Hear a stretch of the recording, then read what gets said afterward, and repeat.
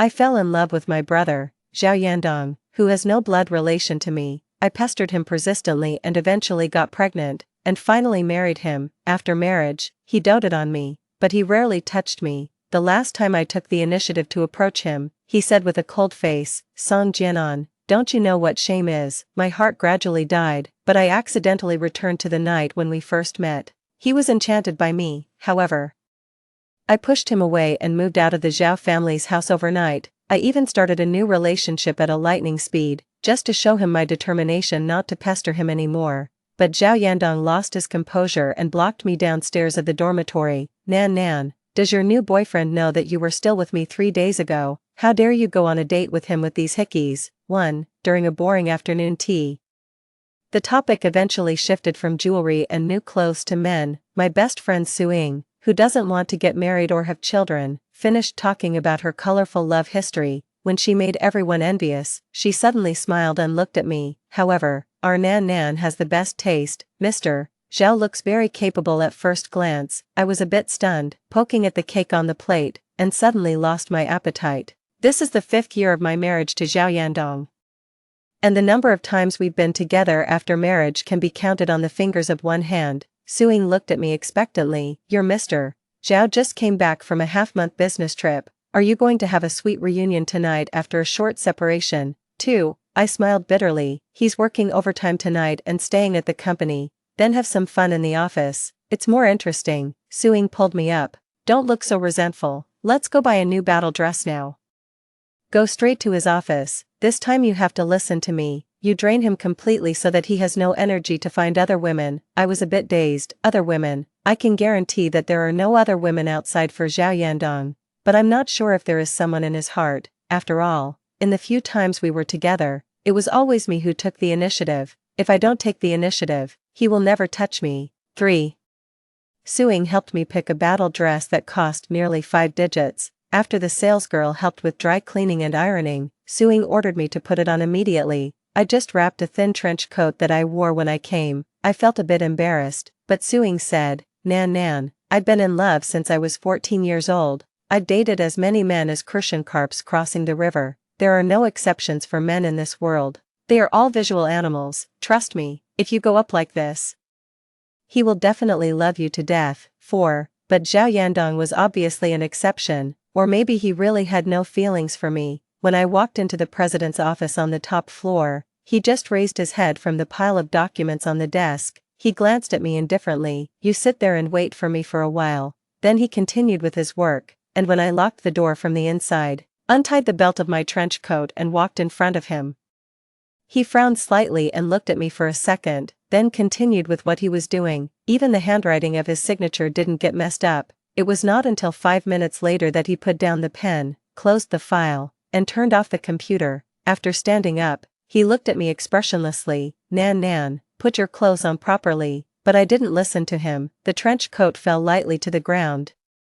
The little black dress with silk satin and lace was as thin as a cicada's wing and couldn't even cover the roots of my thighs. Zhao Yandong's expression finally changed. The buttons of his clothes were buttoned all the way to the top, showing his usual cold and abstinent style. But at this moment, above the buttons, his extremely sexy Adam's apple rolled violently. His neatly trimmed sideburns revealed the skin behind his ears, which was slightly red. 5. Enduring my shyness. I wrapped my arms around his waist. "Husband, do you like it?" Zhao Yandong's body was very hot, but he still held down my restless hand and said in a deep voice, "Go home first." I don't know why, but my heart was filled with despair and a burning pain. "I want to stay here, Nan Nan." Zhao Yandong was about to say something more, but I directly pushed him against the French window. I stood on tiptoe and kissed him. The boiling lava can devour everything. Even the cold iceberg should melt at this moment. At the end, Zhao Yandong had taken the initiative. I braced my hands on the cold glass. My fingertips left long wet marks on the foggy glass. Finally, my knees were against the soft carpet, and my whole body was trembling. When he carried me to take a shower, his movements were very gentle. I indulged unbearably and raised my face to kiss him again. "Husband, I want more." But when Zhao Yandong looked at me, the remaining tenderness in his eyes suddenly turned into indifference. I was a bit at a loss and stared at him blankly. He pushed me away and his voice was even colder. "Song Jianan, don't you know what shame is? I staggered and held onto the sink to stand firm, but Zhao Yandong turned around and went out. Tears welled up suddenly. Zhao Yandong, do you hate me so much? What responded to me was the sound of the door slamming shut. I took a hasty shower, wrapped in my trench coat and staggered away. When I got downstairs and was walking across the road in a trance, I don't know where a lunatic with a knife came from and stabbed me in the abdomen with a knife. 6. It was as if I had a very long dream, and when I opened my eyes again, I saw Zhao Yandong, who looked 6 years younger. At this moment, there was a look of confusion and desire on his young and handsome face. His eyes were filled with lust. I, who was 21 years old, was shamelessly straddling Zhao Yandong's body. I called him brother one after another, in a sweet and coquettish voice. Zhao Yandong seemed unable to hold back any longer, and he turned over and pressed me under him again. At this moment, I gradually came to my senses, but I suddenly pushed him away. It was this night that I got pregnant with Yang Yang. With this child, I forced Zhao Yandong to marry me. 7. In the 5 years of our marriage, Zhao Yandong rarely had happy moments, only that one time. I accidentally saw him talking to a girl wearing a white coat. She was beautiful and innocent, his expression was very gentle, and the smile in his eyes flowed naturally. The picture of them standing together was indescribably harmonious and well-matched. Perhaps from that moment on, my obsession gradually faded away. If it weren't for my seduction and entanglement, there wouldn't be a child. Zhao Yandong wouldn't have to marry me out of helplessness and be separated from the girl he liked. 8. Brother. We were just drunk. I will pretend that nothing happened tonight. I don't want you to take responsibility either. I stepped back towards the door and bent down to put on my shoes. Zhao Yandong's voice gradually turned cold. What tricks are you trying to play this time, Song Jianan? There are no girls as shameless as you, seducing your own brother. It won't happen again in the future. I forced a smile. Brother, I won't pester you anymore in the future. You can like the girl you like. You can marry the wife you want to marry. You don't have to be entangled by the shameless Song Jianan for the rest of your life anymore. I turned around, opened the door, and walked out of the room in big strides. I went downstairs to buy some medicine, then I called a car and went directly back to the Zhao family's house. I casually packed some personal belongings and moved to Su Ying's place overnight. When I left, my adoptive mother, Mrs. Zhao, just persuaded me a few words and didn't stop me.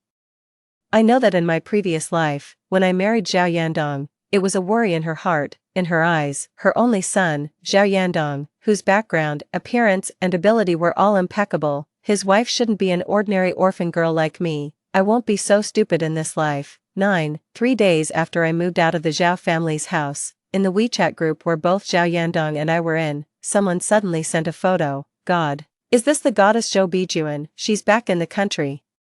Brother Dong, is she here for you? I clicked on that photo. The girl in the photo had a beaming smile. Her face gradually overlapped with the woman I saw in my previous life. Someone sent another screenshot of a moment's post. The jade is going back to its rightful owner, Zhao. The accompanying picture was a photo of a very fine concentric white jade pendant. It was carefully held in the hand of a very handsome man. I recognized it at a glance. That hand belonged to Zhao Yandong.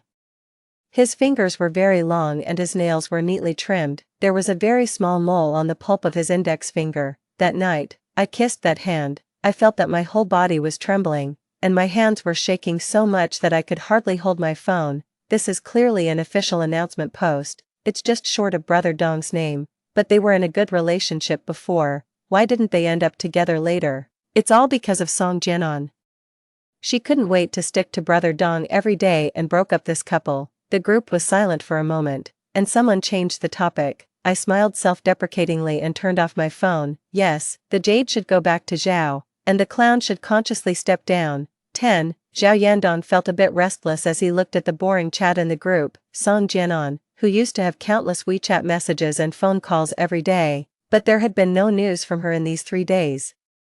He simply threw away the cards in his hand and went out to smoke. Mrs. Zhao happened to call and asked him if he wanted to come back for dinner in the evening, but he suddenly asked, "What is Song Jianan doing? Is she annoying you again?" Mrs. Zhao was obviously in a good mood. This child insisted on moving out and going to her best friend's place. I thought that since the child has her own opinions when she grows up, I didn't stop her. She moved out. Yes, she's been out for 2 days. Zhao Yandong hung up the phone. The feeling of stuffiness in his chest became even stronger. Song Jianan had loved to pester him since she was a child, and shamelessly said that she was his little bride. When she grew up, she tried all kinds of ways to seduce him. He had drunk a couple more glasses that night, and was really seduced by her into bed, but she said that they were both drunk, and they should just pretend that nothing happened, and she didn't even want him to take responsibility. 11. Thinking of this, Zhao Yandong couldn't help but laugh out of anger, but a clear female voice sounded behind him. Yandong, it really is you. Zhao Yandong turned around and saw Zhou Bijuan. She stood there smiling, with bright eyes and a stunning beauty. Long time no see. Zhao Yandong nodded slightly and casually moved his gaze away. Long time no see, Yandong, let's have dinner together later. Zhou Bijuan looked at the man in front of her, and the admiration in her eyes couldn't be hidden.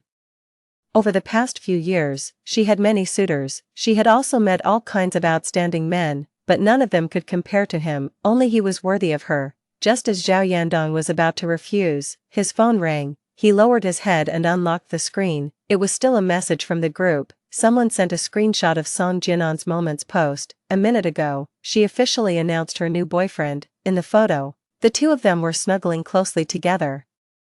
And Song Jinan was smiling very sweetly. She was 100 times sweeter than when she straddled his waist that day and lied to him that she loved him so much. Zhao Yandong's handsome face suddenly darkened. 12. Yandong, what's wrong with you? You look so bad. When a soft hand reached out and was about to touch his furrowed brow, Zhao Yandong directly took a step back to avoid it. I still have something to do. I'm leaving first. Yandong, can't you have a meal with me?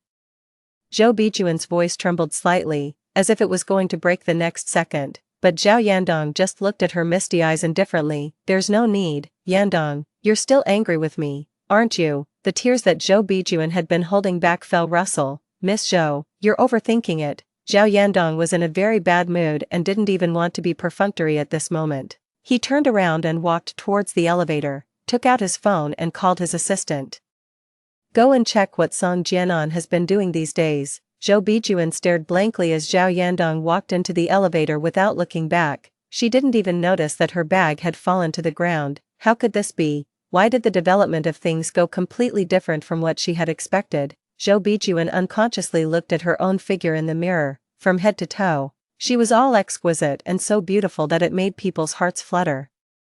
But Zhao Yandong had only looked at her twice just now, and those two glances didn't show the slightest surprise or emotion. In Zhou Bijuan's beautiful eyes, a layer of darkness gradually covered them. 13. When my best friend Suing and I returned to the dormitory in the evening, we unexpectedly saw Zhao Yandong's car parked downstairs of the dormitory. As soon as Suing saw Zhao Yandong, she immediately poked me gossipingly. Nan Nan, your brother is here to find you. Is this the first time?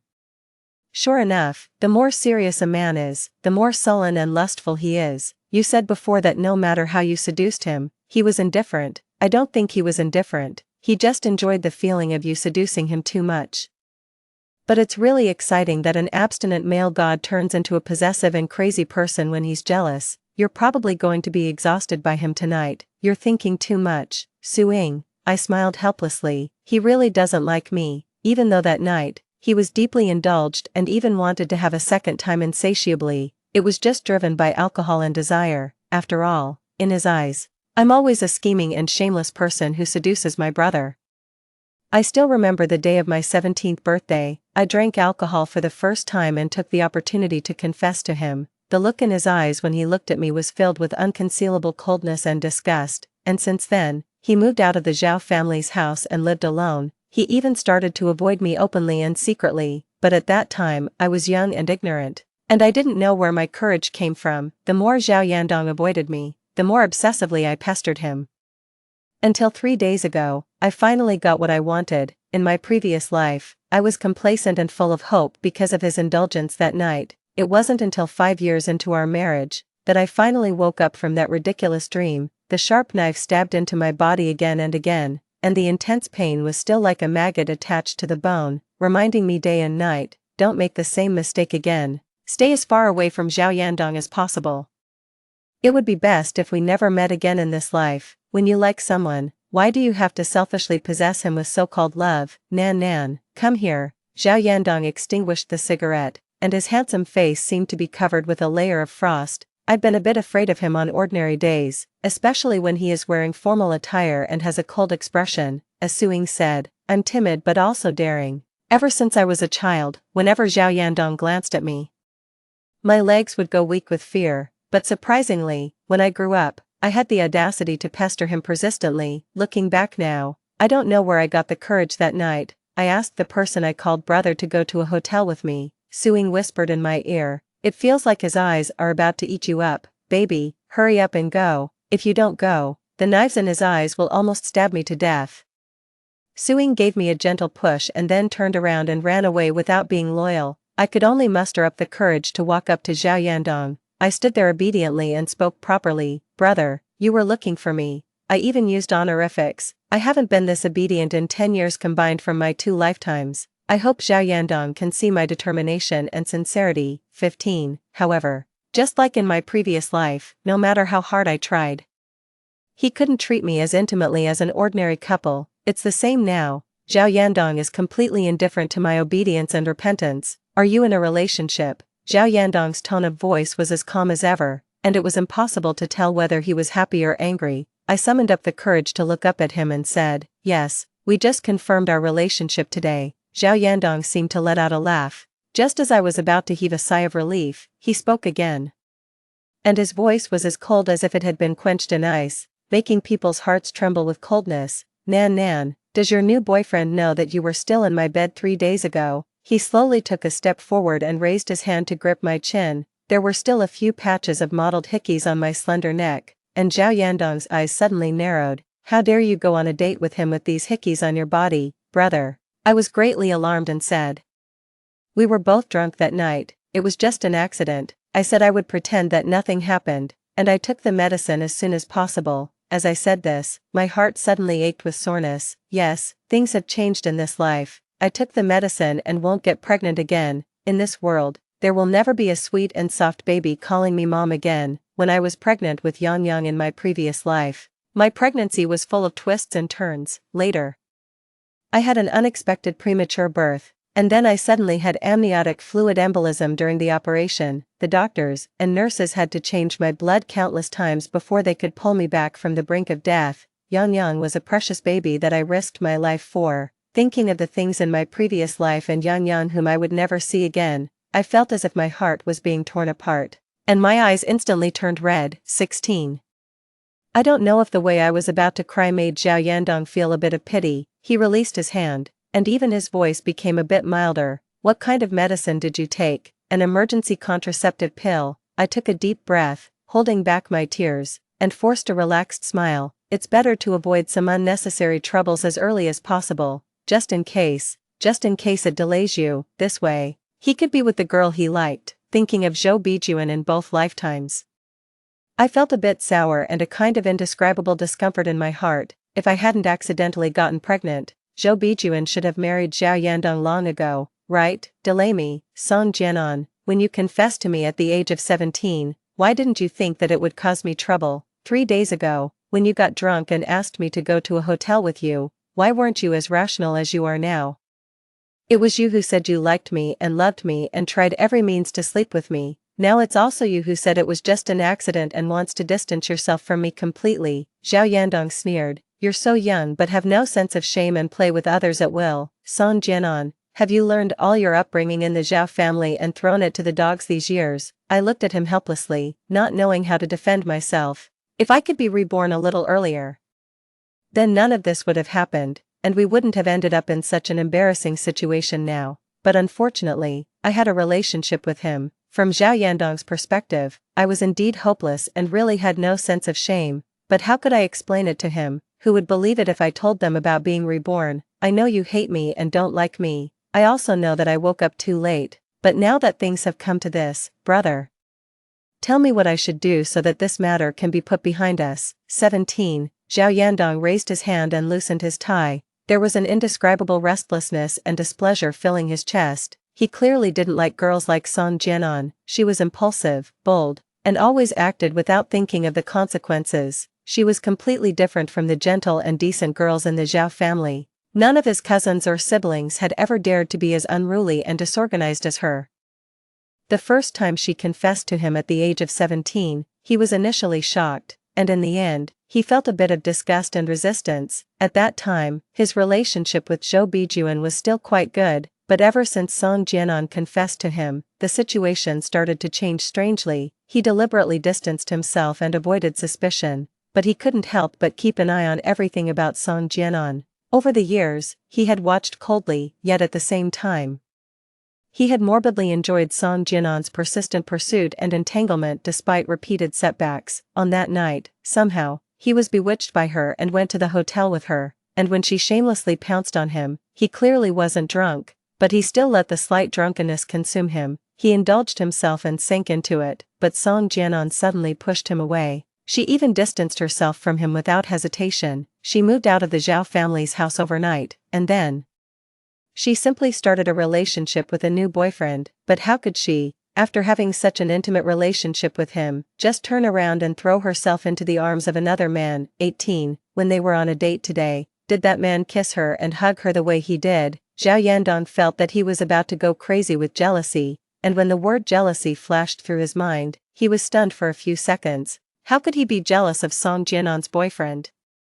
He clearly didn't like her, but was it really true that he didn't like her? If he didn't like her, why did he kiss her and want her and not expose her clumsy tricks? If he didn't like her, why did he reject Zhou Bijuan's confession? If he didn't like her, why did he let her pester him all these years? Zhao Yandong always felt that something was wrong, but he couldn't quite figure out what it was. It was just that many times. He always had a strange feeling that there was some invisible force pulling him. Every time his relationship with Song Jianan was slightly improved, he would break her heart severely. And in the past, Song Jianan would always soothe herself quickly and come back again, but this time, it seemed that she really wanted to give up. When she looked at him with red eyes and on the verge of crying just now, Zhao Yandong never knew that his heart could also ache. The look in Song Jianan's eyes at that time was truly full of grief and despair, making people feel uncomfortable. He even really wanted to hold her tightly and comfort her, but the words that came out of his mouth always went against his original intention. In fact, he had never thought that she was shameless, nor did he ever think that there was anything wrong with her. Zhao Yandong didn't know why he had become such a contradictory and indecisive person that even he himself despised. But there was one thing he was certain of: he couldn't accept Song Jianan being with someone else. 19. I've already said it, break up with him. Why, you haven't graduated from university yet, you can't be in a relationship now. I felt like crying and laughing at the same time. Brother, is there such a rule in the Zhao family? Since you mentioned the Zhao family has raised you for so many years, can't you even be obedient about such a small thing? Since I could remember, Zhao Yandong seemed to be like this. He was naturally cold-hearted, and the younger generation in the family was afraid of him, but he happened to have a face that was most capable of bewitching people. When I was young and in my prime, he was in my dreams every time. If he was a little bit nicer to me once, I could be happy for a very long time. But it happened very rarely. He didn't like me much, he tolerated me, perhaps just because I was adopted by the Zhao family. He couldn't be as harsh on me as he was to other siblings. 20. Okay, I'll find an opportunity to make it clear to him. I'll break up with him first and get back together with him after I graduate from university. Anyway, a few months won't make a difference. I felt very tired. It's hard to stay sober and rational when facing someone you like, but this time, I had to be sober and rational enough to push him away forever. You're not allowed to get back together, Song Jianan. Zhao Yandong held my shoulders and gently pressed me against the car body. Brother, I widened my eyes and horrified and forgot to push him away, and the next second, Zhao Yandong suddenly lowered his head and gently kissed me. You're already mine, no one else can touch you except me. Nan Nan, remember every word I said today. 21. It had been a long time since Zhao Yandong's car drove away, and I still couldn't come back to my senses. In a trance, I had a strange premonition. Even though I was trying my best to avoid the tragedies of my previous life from happening, it seemed that there was still an invisible force, driving each of us to step onto the same path again, and at this moment, when the car drove out of the school gate, Zhao Yandong suddenly felt a sharp pain in the depths of his heart. His face showed pain, and he raised his hand to press against his chest, but the pain couldn't be contained, and a fishy sweetness welled up in his throat.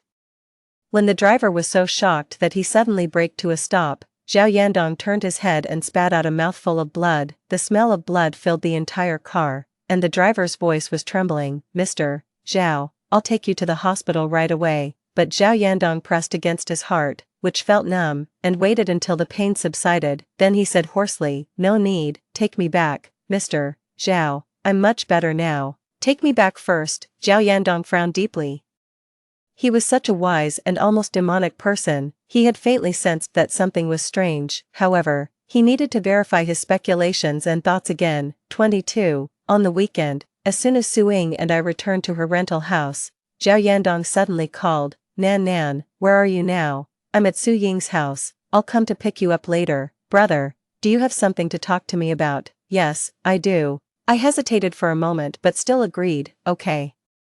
I'll wait for you at Su Ying's house." As soon as the call ended, Su Ying dragged me into her cloakroom, pick out a dress and change into it. I shook my head. "Su Ying, there's really no need for this. I've already made things clear with my brother. Come on, Linley likes men and asked you to be a shield in front of his parents. You can just use him as a shield to deceive Zhao Yandong. You clearly still like him in your heart, and he, ever since you two slept together, has obviously changed his attitude towards you. Why don't you strike while the iron is hot? The fruit of a forced twist is not sweet." He is a responsible man. Maybe he just thinks that since it was my first time, he should take responsibility. I was a bit listless. I didn't know if it was due to my emotions or other reasons. Anyway, I felt very uncomfortable and couldn't muster up any energy at all.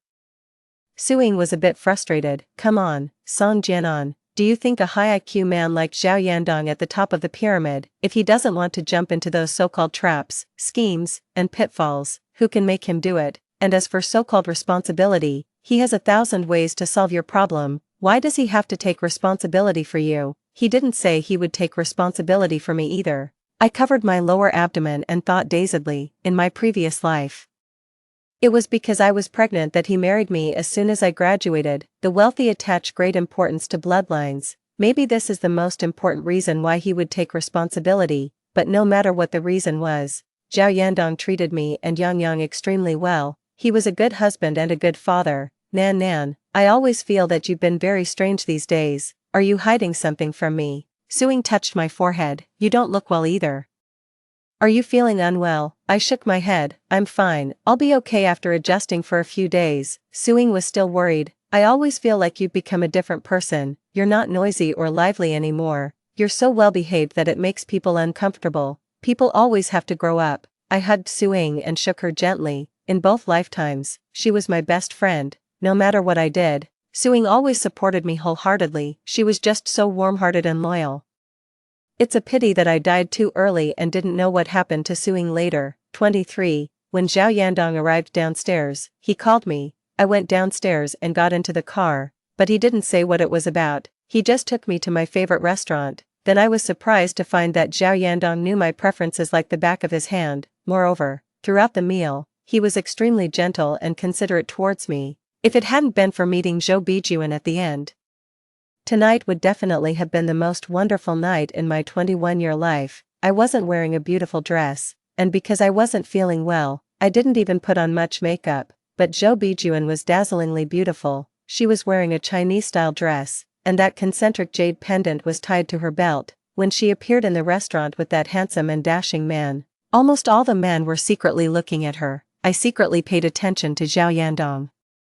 He didn't look at Zhou Bijuan, and his expression didn't change either. I thought about it and attributed it to the fact that Zhou Bijuan had brought a male friend with her. Zhao Yandong remained calm on the surface, but he was probably seething with jealousy inside. Otherwise, how could he not even glance at someone he knew? There must be something wrong when things are abnormal. But although Zhao Yandong didn't look at her, Zhou Bijuan took the initiative to come over and greet us. "Yandong.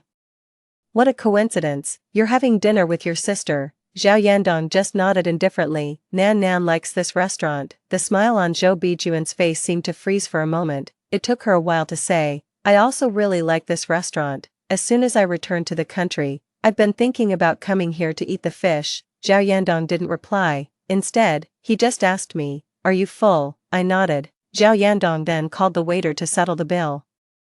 Zhou Bijuan stood there feeling a bit awkward. The beauty with red eyes was even more pitiful. I couldn't even bear to watch it, but Zhao Yandong directly stood up and told me to leave, saying, "Take your time, Yandong and I are going back first." "Yandong." Zhou Bijuan murmured his name. Zhao Yandong didn't look back. Instead, he grabbed my arm and said, "Watch the way." I followed him out of the restaurant in a daze and entered the elevator. My mind was in a complete mess.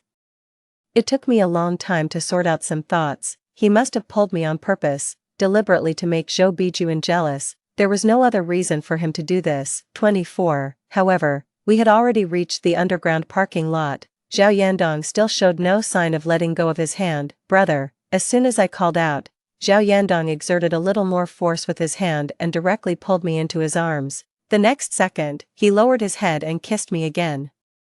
And this kiss was deeper and more forceful than the one at school that day. Zhao Yandong didn't let me go until I was almost out of breath, but he didn't say anything. He just gently wiped the moisture from the corner of my mouth and said, "Let the driver take you back." I was a bit stunned. He hadn't been drinking, and when he came to pick me up, he was clearly the one driving, but my heart still accepted it with a sour feeling. Perhaps he was going to wait for Zhou Bijuan. I didn't say anything and obediently got into another car. When the car drove out of the underground parking lot, I couldn't help but look back, but there, Zhao Yandong's figure was already gone. 25. Leaning against the wall, Zhao Yandong stared at the pool of blood on the ground. This time, the pain came more violently, and he almost couldn't hold on until Song Jianan got into the car and left. And after spitting out this mouthful of blood, the unbearable pain disappeared. Previously, Zhao Yandong went to his own private hospital for a physical examination alone. He especially had his heart examined, but the examination report showed that his physical condition was very good. There was nothing abnormal with his heart. 2 hours later, Zhao Yandong saw today's physical examination report again in the doctor's office. There was still nothing abnormal. But what on earth caused such sudden angina pectoris and spitting of blood? He drove back to his private residence. He asked all the servants to leave and turned off all communication tools. He needed an independent and quiet space. He wanted to carefully think about all the things that had happened over the years. He started thinking from the day when Song Jianan confessed to him on her 17th birthday. He wouldn't miss any clue. 26. After Zhao Yandong took me out for a meal that day, we completely cut off all contact with each other. However, there was also no news of him getting back together with Zhou Bijuan in the circle. After getting through the initial pain and suffering, I finally seemed to completely accept this reality, but I didn't expect that the change would come so suddenly. When Suing was awakened by my groans, it was already late at night. She turned on the light while calling my name, "Nan Nan." Suing was so scared that she started crying directly. At that time I was curled up on the bed in pain, and the blood gushing out from below had already stained the snow-white bed sheets. I was taken to the hospital by an ambulance. The nurse directly pushed me, who had lost too much blood and was in a state of shock, into the emergency room. In my previous life, I encountered amniotic fluid embolism, which had a probability of 1 in 100,000. But fortunately, I had a lot of money and the best and top-notch medical resources, so I managed to survive against all odds. In this life, I had clearly worked hard, but the development of the situation still seemed to be out of control. I took the contraceptive pill, but it led to an ectopic pregnancy. The embryo ruptured, causing unbearable abdominal pain, massive bleeding, and I went into a coma due to shock. If Suing hadn't woken up that night, I didn't know what the final result would be. After waking up, I couldn't help but think in my mind, was it possible that this life would still end up the same way? No matter how hard I tried, I would still die prematurely in the end, maybe in a car accident or due to some other sudden accident. And was all of this a punishment from heaven for my past absurdity and ignorance when I was young? However, I had been desperately trying to control myself to stay away from Zhao Yandong and stop loving him.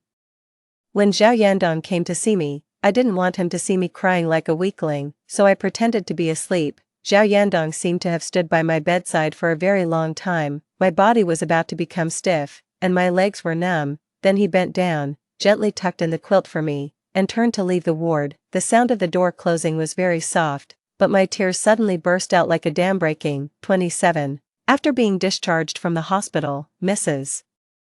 Zhao took me back to the Zhao family. After raising a child for almost 20 years, she still felt sorry for me in the end. The people in the Zhao family were all very nice, but the nicer they were, the more it showed my despicability. My body was getting better day by day. I also started planning for the future, getting certificates, and finding a good and stable job.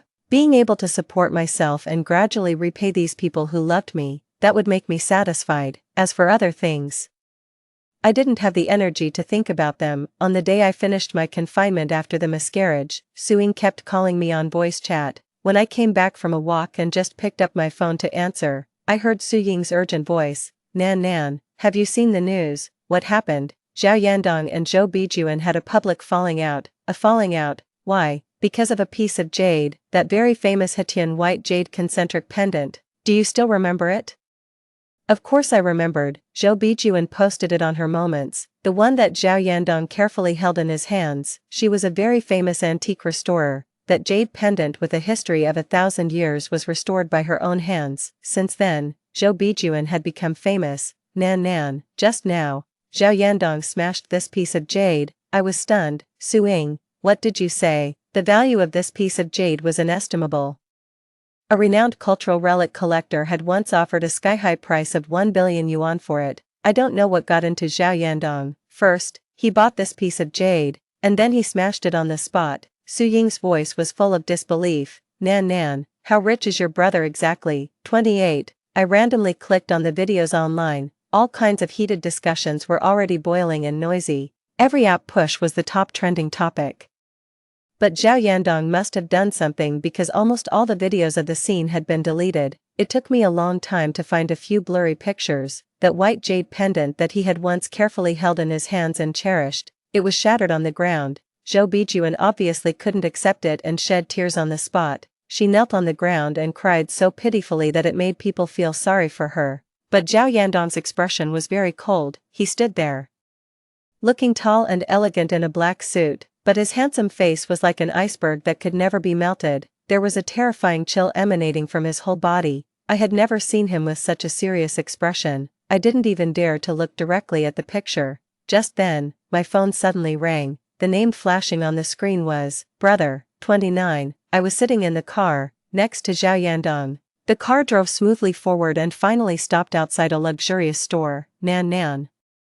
Zhao Yandong took my hand and said, the time is tight, let's buy a pair of couple rings first. Couple rings? I was completely confused, but Zhao Yandong smiled and bent down to kiss me. The wedding rings have already been designed by the designer. I want to go to the international auction house abroad to select the diamonds myself. I know that a bought ring doesn't show enough sincerity, but Nan Nan, I want to marry you. And I can't wait for even a single day, brother.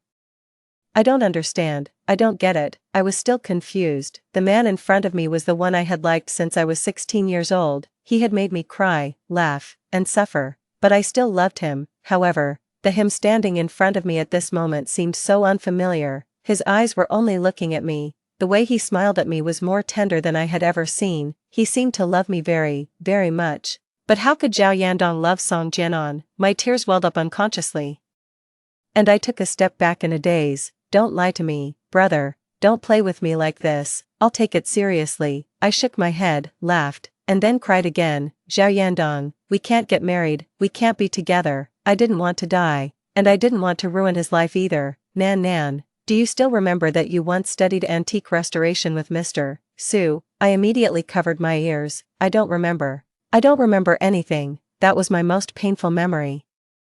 I deceived myself and didn't want to mention it or recall it. I think Mr. Su also didn't want to remember it again. The beloved apprentice he personally recruited in the end would become a joke. Zhao Yandong held my hand, and his expression was very serious. Song Jianan, you were Mr. Su's most proud student. You shouldn't give up on yourself. The injury on your hand has long since healed. It won't affect every movement of yours when you restore cultural relics. No, you don't understand.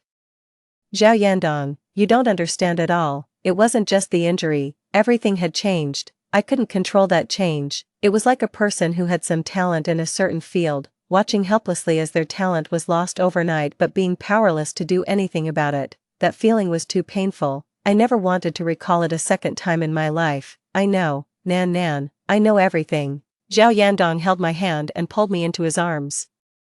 He gently stroked my back and comforted me tenderly and patiently. It's all over, Nan Nan. The plot of our story should return to the original right track. 30. What was the original right track like? She was adopted by the kind-hearted Mrs. Zhao when she was still in swaddling clothes. She grew up carefree until she was 16 years old. Mr. Su, who had a very close relationship with the Zhao family, accidentally discovered her amazing talent for antique restoration. At the age of 17, she was specially recruited into University B and became Mr. Su's favorite student. She was beautiful, intelligent, and diligent, willing to work hard. At just over 20 years old, she restored a national treasure antique of amazing value. Since then, she became famous and shone brightly. She even became a pearl of the Zhao family and Mrs.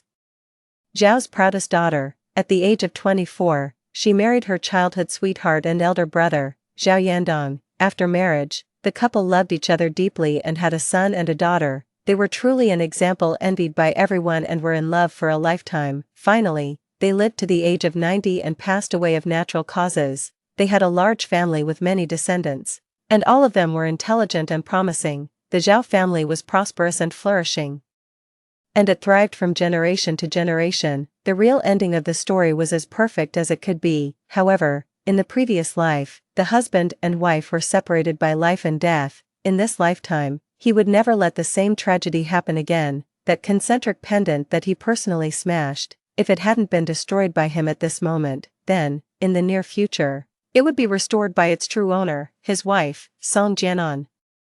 When she started restoring this concentric pendant back then, she was accidentally injured on her hand. After the injury healed, she lost the talent and ability that she was most proud of. In the end, she became an ordinary person, and this jade pendant, by a twist of fate, was restored by Zhou Bijuan, which made her gain great fame. It also led to the tragedy of their whole life, so this time, he destroyed the jade pendant, corrected the plot, and prevented that yet to happen tragedy. Perhaps it was the mercy of heaven. In this second life, she had the memories of her previous life, and he, after her rebirth, began to be frequently reminded by a strange dream. 31. He had never experienced such pain in his life. In that strange dream, he married Song Jianan, and they had a very cute and well-behaved son, but in the 5th year of their marriage, Song Jianan was stabbed 17 times in an accident, and each stab was fatal. When he rushed to the scene, she had already died, and almost all the blood in her body had flowed out, but only that face that always smiled brightly at him was intact. He walked over like a walking corpse. He knelt on the ground and tremblingly picked up her broken body, but his movements were extremely gentle, as if the bloody mass in his arms was all his treasure. The police, doctors, and nurses all arrived at the scene. They tried to pull him away, but it was all in vain. Finally, Zhou Bijuan came. Yandong, you can't be like this. Come with me quickly. If you continue like this, you'll die. He didn't understand why. Zhou Bijuan cried and said, Yandong, listen to me. I love you, and I won't harm you. We were meant to be a perfect match. Song Jianan is dead. She deserved it. Now the plot should return to the right track. You love me, Yandong. I'm the one who will finally marry you and have children for you. But he pushed Zhou Bijuan away fiercely. I have only one wife, in this life, the next life, and for all eternity. I have only one wife, he murmured and continued to kneel on the ground, carefully picking up her drooping hand. The wedding ring was still on her ring finger. She had never taken it off. She still loved him deeply until her death. For the first time in his life, Zhao Yandong shed tears. Those burning tears fell in big drops on her face and her broken body. His heart started to ache, and he spat out blood mouthful by mouthful. In the end, it even gushed out. Holding a white jade pendant, Zhou Bijuan kept murmuring, why is this happening? You clearly promised me that all the plot would go as I planned, but why doesn't he still love me? Zhao Yandong, Zhao Yandong. Zhou Bijuan crawled on her knees from the ground and tried to take off the wedding ring on his ring finger. Take off the ring, Zhao Yandong. Forget her, please, Zhao Yandong. Forget her, or you'll die. But her body was pushed away heavily again. Zhao Yandong was covered in blood as he held Song Jianan, who had already passed away. The two hands wearing their wedding rings were tightly clasped together. Blood spurted out from his mouth and nose, and his heart seemed to be breaking piece by piece, but he couldn't feel the pain. No matter how much pain he felt, could it be as painful as what Nan Nan had endured? It was only at this moment that he finally saw his own heart clearly. And it was also only at this moment that those invisible things that had controlled him were completely pulled out of his life. He finally understood that he had always been in love with her, even though the setting was like that in a script, which always made him lose control. But the heart that loves someone can never be fake. In his dream, he watched himself die. If there is a next life, if there is an afterlife, He will make her the happiest woman in the whole world, the happiest wife. 32. Zhao Yandong left. Zhou Bijuan was still kneeling on the ground, looking dazed. She didn't understand. Clearly, she was the female protagonist in the story. Clearly, she had stolen all of Song Jian'an's good fortune. She became increasingly beautiful and dazzling, intelligent and sharp. She learned everything quickly and proficiently, and was surrounded and envied wherever she went. And Song Jian'an, who was originally full of vitality, gradually became mediocre. In the end, she changed from Mr. Su's most proud student to a stain that no one wanted to talk about. Zhao Yandong should have reasonably pursued her and then married her. Song Jian'an would have become an overly confident and whimsical woman, a cannon fodder who shamelessly pestered Zhao Yandong but was rejected by him. In the end, she would be driven out of the Zhao family and spend her life in a muddled and crazy state. But Zhou Bijuan just couldn't figure it out. Why did Zhao Yandong still like Song Jian'an? Why was he still involuntarily attracted to her? Why, even though she was standing right in front of him, shining brightly, there was only the mediocre Song Jian'an in his eyes? Clearly, it was she who had restored this jade pendant. Clearly, the story of each of them was supposed to proceed according to her plan. But why did the plot still get out of control, now that the jade was broken? Those fragments were taken away by Zhao Yandong. They would once again fall into Song Jian'an's hands. And the story would once again return to its starting point. Everything was over, but everything would also start anew. Zhou Bijuan slumped to the ground in despair. She stared at the already empty gate, and finally, the tears in her eyes fell. So, is it true that what doesn't belong to you can't last forever even if you snatch it? Perhaps one day in the future, she will have an epiphany. The real female protagonist would never take things from innocent people. And from the moment she had those evil thoughts, she no longer deserved to be the female protagonist of this story. 33. It took me a whole month to restore that concentric jade pendant again. My hands were still a bit rusty, but most of that confident feeling from the past seemed to have returned.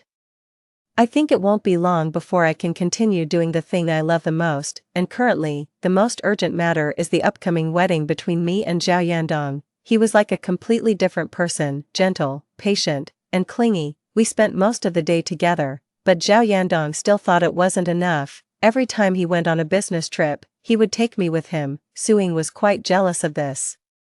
And the number of times we were together after marriage could be counted on the fingers of one hand, and every time I went out for less than 2 hours, Zhao Yandong couldn't wait to come and pick me up. Later, though, Zhao Yandong and I held a Chinese-style wedding. I asked Suing to be my only bridesmaid. I also gave her a big red envelope with a 6-figure amount and arranged for 10 extremely handsome guys to accompany her to eat, drink, and have fun, so Suing wasn't angry with me anymore. Also, this concentric jade pendant was decorated on my wedding dress. On our wedding night, both Zhao Yandong and I were very tired. I was tired from the weight of the phoenix coronet and embroidered dress, while Zhao Yandong was simply insatiable. It was as if he wanted to make up for all that he had owed in the previous life, doubling it back. In the end, he held me tightly and we slept with our necks intertwined. That night, we had the exact same dream. In the dream, Yang Yang was flying in the sky on a beautiful little white horse. He said, "Mom, I've been waiting for a long time and searching for a long time. Many people wanted to be my mom, but I looked carefully, and none of them were as good as you. I still want you to be my mom, but this time, Mom will have to work a little harder because I'm coming back to find you with my little sister." Story 2. When Lu Jincheng was blinded by a car while saving his beloved, his friends and family gradually abandoned him. Only I stayed by his side, devoting 6 years to pulling him out of the abyss, only to overhear on the day I found out I was pregnant, his brother questioning him about secretly marrying Bai Yuiguang while still being with me. Holding a cigarette casually in his hand, Lu Jincheng replied indifferently, "Su Wanyue is easy to deceive. As long as you all keep quiet, she will never find out." At that moment, I felt like my 6 years of dedication had turned into a joke. When I received the pregnancy report from the doctor, Lu Jincheng had disappeared. Eager to share the good news with him, I searched everywhere, only to accidentally find him chatting with his brother on the rooftop. His brother was saying, "Back when you were blinded in the accident and gave up on yourself, it was Su Wanyue who stayed by your side and helped you through the tough times, gradually getting you back on track. Yet you secretly married Jiang Xian without telling her. Aren't you afraid of how hurt she'll be when she finds out?" My heart skipped a beat, and I instinctively withdrew the step I was about to take, doubting whether I had heard wrong. After all, Lu Jincheng and I had just celebrated our first wedding anniversary, and I had just successfully conceived. However, after a brief silence, Lu Jincheng spoke nonchalantly, "Don't worry. I won't let Wanyue find out." "How long do you think you can keep this a secret?" His brother seemed not to support his actions. "Ah Chen, when you went blind trying to save Jiang Xian in that accident, she didn't even offer a greeting and left you at your most painful moment to go abroad with another man. What about this woman makes her so indispensable to marry?" Xin didn't do it on purpose," Lu Jincheng suddenly interjected softly, his tone tinged with bitterness. "She had her difficulties. If it weren't for me, her parents wouldn't have forced her to go abroad with another man. I promised to marry her and I won't go back on my word. As for Wanyue, she's very naive, very easy to deceive. As long as you don't tell her, she'll never find out the marriage certificate is fake. I'll treat her well in the future, I'll make it up to her." I couldn't listen anymore to what they said next. Under the setting sun, Lu Jincheng remained as upright and handsome as ever, elegant and distinguished. Yet a stranger from beginning to end. Just an hour ago, he was still tenderly holding my waist, hoping that my recent poor appetite was due to pregnancy, hoping that I could bear him a child. Now he was saying our marriage certificate was fake. I clenched the pregnancy report in my trembling hands, feeling weak all over, my mind buzzing with noise. Unaware of when it started, the sky began pouring rain. I walked aimlessly in the rain, feeling the cold of summer for the first time. My body was numb with chill, and my lower abdomen hurt so much that I lost sensation. I am an orphan, having faced cold stares and bullying since childhood. In my first year of high school, when I was cornered and bullied by a group of girls in an alley, it was the passing Lu Jincheng who rescued me. He was young and still a stranger back then, yet he was like a beam of light illuminating my entire future. In that moment, I secretly harbored a crush on him. Becoming just another girl among the many who admired him, I was fully aware of the gulf between us, and I also heard about a girl he liked named Jiang Xian. For years, I dared not hope for more, nor did I ever disturb him, until 6 years ago, when I accidentally learned of his accident and heard from friends how he couldn't accept his blindness, locking himself in his room day and night, smoking and drinking, alienating not just friends but also family. Even his own parents had given up on him. When I saw him in the other garden, he was slumped on the damp, cold floor, utterly broken. He threw things at me, cursed me, and tried to drive me away, just as he did with others, but I didn't back down. He had once brought light into my life, and I was determined to return that light to him, to help him escape from that cold, damp place. Perhaps it was my sincerity and resilience that moved him. From his initial strong resistance, he gradually adapted and began to recover. Slowly emerging from his low point, our relationship warmed over days and nights spent together. The day he was wheeled into the surgery room, he was visibly moved and grabbed my hand. Yeah, once my eyes are better, let's get married." Okay. With tears in my eyes, I nodded. "Whether your eyes get better or not, we'll get married." The surgery was a success, his eyes regained their sight, and he didn't break his promise. He immediately took me to get our marriage certificate. Aside from being somewhat absent-minded that day, I didn't notice anything unusual. Over the past 6 years, I had been with him through his lowest points, helped him out of difficulties, and accompanied him as he climbed back to the peak of his life. In the end, it was all overshadowed by a mere glance at the past. Returning to the Banshan villa, as I stepped inside, Mrs. Lu sat on the sofa as she often did, her well-maintained face wearing its usual disdain upon seeing me. Before she could speak, I took the initiative. "Mrs. Lu, I accept your terms." Mrs. Lu had never looked favorably upon me, nor had she accepted me, an orphan, as a suitable daughter-in-law for the Lu family. Throughout this year, I endured her public and private humiliations, her threats and temptations, all with a smile, because I loved Jinchen Lu. I didn't want to cause any conflict between him and Mrs. Lu. "What did you say? You agreed to take 50 million and leave the Lu family?" Mrs. Lu looked incredulous. "Yes, I agree. 6 years of youth traded for deceit. I saw no reason to stay." Mrs. Lu's furrowed brow relaxed, her relief mixed with scorn. "Suyue, at least you have some sense. Since you've made up your mind, I'll transfer the money to your account tomorrow. I hope you can leave Jiangqing within a month." "No need for a month. If I expedite the paperwork, 20 days will be enough." After Mrs. Lu left, I went back to my room and took a hot bath. When I emerged, I received a call from Jinchen Lu. He was as gentle as ever. "Honey, why did you go back alone?" did you get the medical report? The doctor said it's nothing serious, so I came back first, touching my abdomen, which had been in pain all night. I tried to suppress my sadness. That's good, Jean Chen-Lu didn't notice anything was off. Honey, there's an urgent matter at the company. I might need to go on a business trip for a few days. Okay, take care. Also, I've placed our anniversary gift on the bedside table. Let me know if you like it. Okay, honey, I love you. Rest early, Jean Chen-Lu. How could he sound so tender and loving when telling lies? I wiped away my tears, looking at the velvet box on the table. He didn't mention it, and I almost forgot. Today is our first wedding anniversary. Inside the box is a gold bracelet with jade inlay. I remember this bracelet.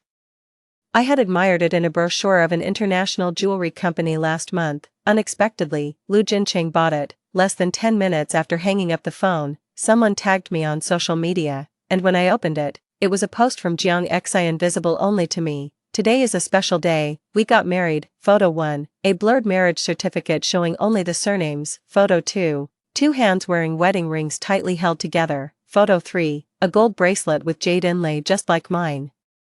Marked as wedding gift. Turns out, Lu Jincheng didn't just buy one of these bracelets. Turns out today is their wedding day. Numbly, I liked the post, took a screenshot, and logged out of WeChat. The second day Lu Jincheng was on a business trip, I turned on my phone, found myself tagged in social media again. This time it was just one photo, a distinguished man standing at the kitchen island carefully making breakfast. His familiar upright figure. Caption, my husband, tired from working all night.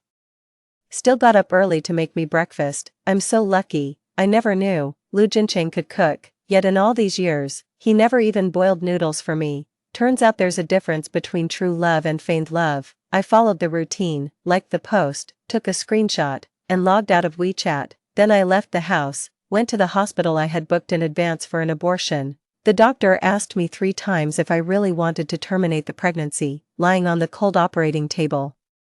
I touched the fake marriage certificate in my pocket, closed my eyes, letting tears run down my cheeks. I didn't want to give up this child, but I couldn't let my life rot away because of it. In the hands of a scoundrel, I nodded decisively. As the embryo turned into a pool of blood and drained from my body, my heart was completely empty. The third day Lu Jincheng was on a business trip. Jiang Xian's social media showed the two on a beach vacation, their figures hand in hand strolling under the sunset.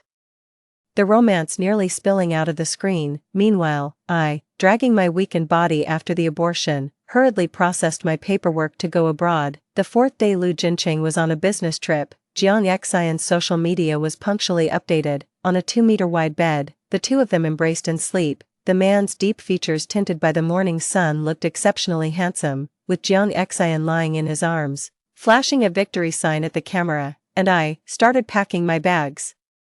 My luggage wasn't much, but over the last 6 years, Lu Jincheng had given me many gifts, large and small, those once treasured photos together, various small gifts. Now, they seemed ironic. I sorted out the valuable ones, the cheap ones, along with the fake marriage certificate and pregnancy report, I threw into a fire pit to burn. As I tossed a portrait that took me 2 months to complete into the fire, Lu Jincheng just happened to come back. He instinctively reached out to grab it, but was scorched by the flames and jerked his hand back. Wife, why are you burning the painting? He was still wearing the suit he had on when he left that day, his hair slightly disheveled, looking like he had been busy working until now, but the faint kiss marks under his shirt collar betrayed him harshly. I suddenly remembered, since Jiang Xian returned to the country last month, he had been busy like this several times. Each time, I would tenderly make him breakfast, and he would always hold me, kissing my forehead, saying, "The best yaya in the world, I will love you forever." And every time, I would get lost in his sweet nothings, never doubting. The painting was ruined when I was cleaning, so I had no choice but to burn it. But you spent 2 whole months on that painting, even damaged, it was valuable. He looked at me with regret in his eyes. It's okay. I can paint another one when I have time, just don't overwork yourself. He examined me closely, then pinched my cheek. Honey, why do I feel like you've lost weight and look somewhat haggard? Is your stomach acting up again? I'm fine. Not wanting him to discover the secret of my recent abortion, I feigned calmness and acted coquettishly towards him. It's just that I've been missing you lately, since you weren't around. I'm sorry, honey, I've been really busy lately. He held me close, his heart aching for me. Using the most intimate language, he spoke the most trivial lies.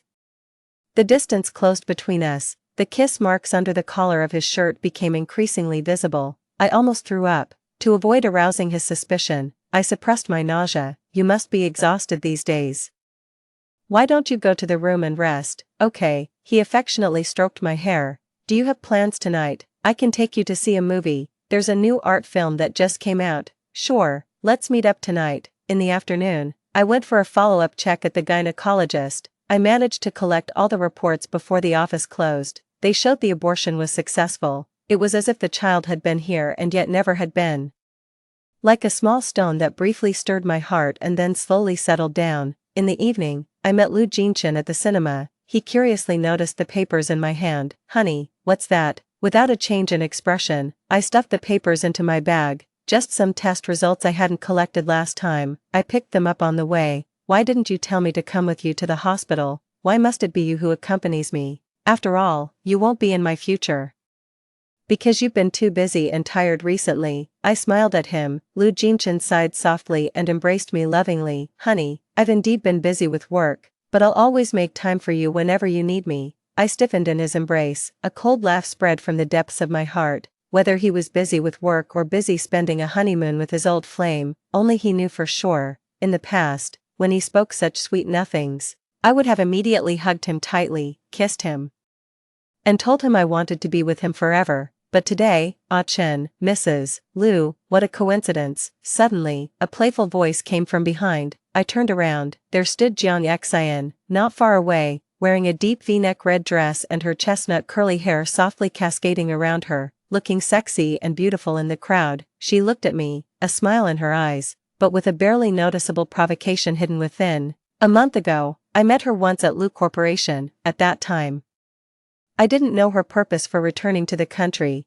and added her on WeChat after she took the initiative to be friendly. I glanced at Lu Jinchen beside me. Perhaps even he did not realize that the moment Jiang Xian appeared, he instinctively let go of me. Jiang Xian, what are you doing here? I came to see the new movie. Are you guys fans too? He asked. Yeah, my wife loves it, Lu Jinchen replied, his initial panic replaced by a calm demeanor, emphasizing the word wife to subtly warn Jiang Xian not to play with fire. Jiang Xian's face visibly paled, and she bit her lip. I'm really envious of Mrs. Lu, having her husband accompany her to the movies. You'll have that too, someday. Lu Jinchen avoided her gaze, pretending they were no longer close. Then he affectionately said to me, Wife, let's go inside. I nodded. Under the dim lights, Jiang Xian's face turned even paler. Not long after the movie started, Lu Jinchen's phone began to light up continuously. He glanced at it and then dismissed the call. I pretended not to notice and continued to focus on the movie until he excused himself to go to the restroom. Only then did I take my eyes off the big screen and pick up my phone, just in time to see a message from Jiang Xian. Mrs. Lu, what's so good about a movie? Why not come to the restroom, and I'll show you something explosive. I went as she suggested. Arriving at the restroom at the end of the mall, a deep warning voice echoed from a stall. How many times have I told you not to show up in front of Su Wanyue? Why not? She's just a home wrecker, a mistress, while I am your rightful wife. Jiang Xian protested. Shut up, Wanyue is not a mistress. Everyone in the circle knows she went to that garden to look after you just to climb up the social ladder. And you're the only one protecting her. Jiang Xian, have you forgotten our agreement? Jiang Xian paused, then started to act coquettishly. I haven't forgotten, I just missed you. Don't you miss me at all? Look at yourself, you obviously want me too. His reproach quickly turned into a low groan. Shadows moved. He pressed her heavily against the door. You little temptress, you're going to be the death of me. You were the one who said Su Wanyue is easy to deceive. Anyway, you can't be so reckless next time. And don't dress so provocatively. Got it? Ah, honey, be gentle. Amidst the moans, Jiang Xian's red dress fell to the floor, like a blooming blood-red rose. I tightened my grip on my phone, struggling not to break down. Back in the car, I sent Lu Jinchen a message saying I had to go home early. I sat in the car, calming myself for a long time before starting the engine. Just as I drove off, a figure suddenly darted in front of the car and crashed into the front. I was startled and quickly got out to check, when I heard a familiar gasp nearby. Xin Xin? It was Lu Jinchen. He forcefully pushed me aside. I staggered, hitting my forehead hard against the car, It hurt, but he didn't spare me a second glance. Instead, he quickly picked up Jiang Xian from the ground. Xin, how are you? Jiang Xian's face was deathly pale, her trembling hand covered in blood reaching out to me. Su Wanyue, I already explained to you. I broke up with Chen a long time ago. Why did you still try to harm me? I was speechless. This woman was really willing to hurt herself to frame me, and Lu Jincheng believed her. He glared at me, completely ignoring the swelling on my forehead from the impact. Su Wanyue, how can you be so malicious? There were no surveillance cameras here. I didn't have a dash cam either. I was at a loss for words, but I still wanted to defend myself. Lu Jincheng, get it clear, who is the one losing their mind? Jincheng. It hurts so much, Jiang Xian sobbed, interrupting me. Lu Jincheng didn't want to hear another word from me. He tenderly picked her up from the ground. Su Wanyue, if anything happens to Xin, you'll have to pay with your life. He coldly threw out those words. He quickly walked towards his car. Jiang Xian peeked out from under his arm, mouthing at me, Mrs. Lu, you lose again. I laughed. Did I lose? But I no longer love this man who can't distinguish right from wrong. I was originally supposed to send the video I took in the restroom to Lu Jincheng. But I held back. I didn't want any unexpected issues to arise with my plans to go abroad. I just wanted to spend these last 20 days in peace. I went to the hospital alone to treat my wound, went home alone, slept alone, even in my dreams. I was alone, abandoned by loved ones, betrayed by a lover, lost in a vast crowd without a place to call my own. That night, I did not sleep well. When I woke up, I found Lu Jincheng sitting at the foot of my bed. Warm sunlight streamed in from the floor-to-ceiling window, casting fragmented shadows over him. His eyes, looking at me, were filled with the usual tender affection. My wife, you're awake. His slender fingers touched my forehead. I'm sorry, I lost control last night. Does it still hurt? It doesn't hurt. I sat up slowly and looked at him. Why would he, who hadn't come home all night, come back early in the morning to apologize? Had he finally realized his mistake? But it turned out he hadn't. Yeah, I broke up with Jiang Xian 6 years ago. We're just friends now. You didn't need to do something so dangerous because of her. He paused, seeing that I didn't respond. He continued, Jiang Xian is a pianist. Her hands are her life and livelihood, and now they're injured because of your impulsive act. So, he still believed Jiang Xian's words, still thought I had intentionally bumped into her. In his heart, I was that vile and despicable. My hands clenched tightly under the blanket. I stared at him steadily. So, what now? He stumbled over my question, his gaze shifting slightly. So, I hope you can apologize to her, and we can put this behind us. He wanted me to apologize to that woman. I almost laughed out of anger. Did she ask for this? Lu Jincheng fell silent. Silence meant consent. It seemed Jiang Xian was deliberately provoking me. Yeah, I know you did it because you love me too much, but...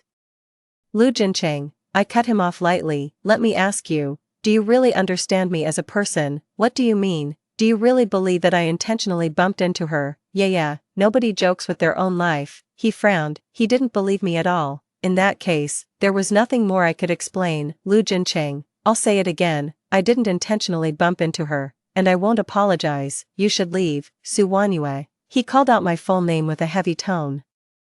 The last time he used my full name was when he was blinded. He pushed me away in panic, curling up and saying, Su Wanyue, everyone else has abandoned me. Can you please not care about me too? I stumbled and fell to the ground. It hurt so much, but I didn't back down. I crawled over and grabbed his hands, pounding on himself, firmly saying, unless your eyes are healed, I will never abandon you. He suddenly hugged me tightly, crying. He promised never to get angry with me again, but today, he lost his temper over another woman. Realizing he had lost his composure, his expression softened, and he pulled me into his embrace. Sorry, honey, I didn't mean to snap at you. I lost control for a moment. If you don't want to apologize, just rest for now. He then gently kissed my forehead. Are you hungry, dear? I'll ask Sister Chen to cook something for you. Sister Chen is quite a good cook. But as I ate, the food tasted bland, as if I was chewing wax.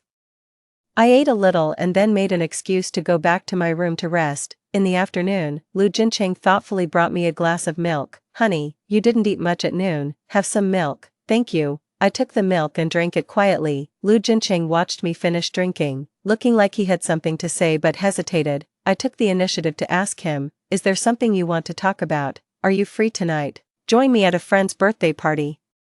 Lu Jincheng has many friends, but most of them don't like me. They look down on me and even mock me behind my back, saying I'm a toad lusting after a swan. I thought that was why Lu Jincheng was hesitant to tell me, but wanting to go abroad smoothly, I agreed. It wasn't until I entered the banquet hall that I realized the friend he mentioned was Jiang Xian. She sat in the center of the sofa, wearing the same sexy red slip dress and her hair in glamorous waves. Her arm was wrapped in thick gauze, which didn't seem to affect her poised elegance. A friend saw me enter, deliberately raising their voice. They said sarcastically, "My friend here, her skin is as thick as a city wall," knowing he doesn't love her but still shamelessly trying to marry him. And guess what? What then? She succeeded in climbing up the ladder. Who knows how long she can show off. Enough, don't gossip behind others' backs. Jiang Xian elegantly took a sip of her juice. When she put down her glass, she accidentally saw me. Her face turned pale, and she stared at me in horror. "Ah Chen, why did you bring her here?" I'm scared." Lu Jincheng glanced at me. He took my hand. Xin, don't be scared. Yaya came here specifically to apologize to you." I nearly choked. Lu Jincheng was really pushing the limits, tricking me here to apologize to his old flame. "Ah Chen, take her away, she's going to kill me." Jiang Xian acted as if she was terrified. I watched her performance coldly, curious to see what new antics she would pull. Lu Jincheng saw that I remained silent. He whispered in my ear, "Honey, just apologize to her, okay? If you do, I can agree to anything you want." "Lu Jincheng, I told you I won't apologize." "Yeah, please listen." "Sorry, I can't comply." I turned around to leave. Lu Jincheng grabbed my wrist, still keeping his voice low. "Yeah, my mother called me again today, urging me to reclaim the land occupied by the orphanage soon. Should I listen to her?" I paused mid-step. The orphanage was where I grew up. Last year, the Lu Corporation flagged the entire area, and the orphanage faced eviction. A few days ago, I had transferred 50 million I received from Mrs. Lu to the matron to lease a new place, but the new site needed time to be renovated. I hadn't expected that Lu Jincheng would threaten me with this, just to make me apologize to his beloved. The man before me had become a stranger. Even before this, he had been very kind to me and had taken great care of the orphanage. "Lu Jincheng, must I really apologize?" I asked, holding back tears. A flicker of reluctance passed through his eyes, but he gently touched the top of my head. "Mimi, it's just an apology." "Fine, I'll do it." I turned around and walked step by step towards Jiang Xian. Jiang Xian watched me. A barely noticeable hint of intent gleamed through her fearful eyes. She pointed to the cake on the table and spoke cautiously. "Mimi, I know you hate me, but I swear, there's nothing between Aching and me. Please don't target me anymore. Let's eat some cake and make peace." I looked at the cake on the table, mango flavored. Clearly, it was specially prepared for me. I then looked at Lu Jincheng. He knew I was allergic to mangoes, yet he remained silent. "Mimi, don't you want to?" Jiang Xian looked increasingly aggrieved. "Aching, if Mimi doesn't want to, let's not force her," she said. "She wants to," Lu Jincheng insisted, looking down at me, his gentleness tinged with a stern warning. "Mimi, is that right?" The last bit of hope shattered. I felt a chill in my heart and squatted in front of the coffee table. Jiang Xian personally cut a large slice of cake and handed it to me with a forced smile. "Mimi, this is a birthday cake Aching specially ordered to apologize to me. You're really lucky to have a taste. Make sure you eat a lot." I took the cake and began to eat silently. With each bite, tears fell. I grew up in an orphanage, never celebrated a birthday, nor had I ever owned a cake. The first time I had cake was the day Lu Jincheng regained his sight. He had champagne and cake delivered to celebrate. The cake was exquisitely made. Unable to wait, I greedily scooped a small piece and ate it. Minutes later, I began to breathe rapidly and then fainted. Lu Jincheng was terrified. He carried me out of the villa, urging the driver to hurry, his eyes red as he begged me to hold on. I was in pain, but I could clearly feel his tears falling on my cheeks. Back then, he truly loved me and was scared something would happen to me. But today, despite knowing I was allergic to mangoes, he allowed his beloved Jiang Xian to trouble me, forcing me to eat the cake. In his heart, making Jiang Xian happy was more important than my life. Angry and tearful, I stuffed large bites of the cake into my mouth. After finishing one piece, I started on the second, then the third. Under the watchful eyes of everyone, I had almost eaten half of the entire cake. Lu Jincheng's expression changed slightly, and he started to speak but stopped. "Mimi, you, Lu Jincheng. I deliberately crashed the car into your Miss Jiang. I was wrong. And I apologized to her. Is this sincere enough? Shinshin didn't ask you to keep eating. If I don't keep eating, will your Shinshin let me go? Can the orphanage be saved? I laughed as tears flowed down. Lu Jincheng, I finished the other half. Please don't threaten me with the orphanage anymore. Okay. Lu Jincheng was at a loss for words. I tightened my grip on the spoon and continued to eat voraciously. Enough. Lu Jincheng could no longer bear it and knocked the spoon from my hand. Su Wanyue. If you want to apologize, do it properly, don't pull these stunts. He was very strong. I fell to the ground. It didn't hurt, but my breathing became rapid, and a familiar feeling of suffocation surged towards me. I supported myself on the coffee table, trying to stand up from the ground. Seeing my discomfort, Lu Jincheng's expression tightened, and he reached out to help me. Wanyue, how are you? But Jiang Xian got to me first, holding my arm with a face full of apology. Wanyue. What's wrong with you? If you don't want to apologize, don't force yourself. Why do you have to scare me like this? She finished crying and then lifted her tear-stained face to Lu Jincheng. Jincheng, what's wrong with Wanyue? Is she really unwell or just pretending? I'm scared by her actions. Her fingers, wrapped around my arm, pinched into my flesh deliberately. I struggled to shake her off, but she deliberately sat down hard on the floor, hitting the table leg with her bandaged hand. Ah.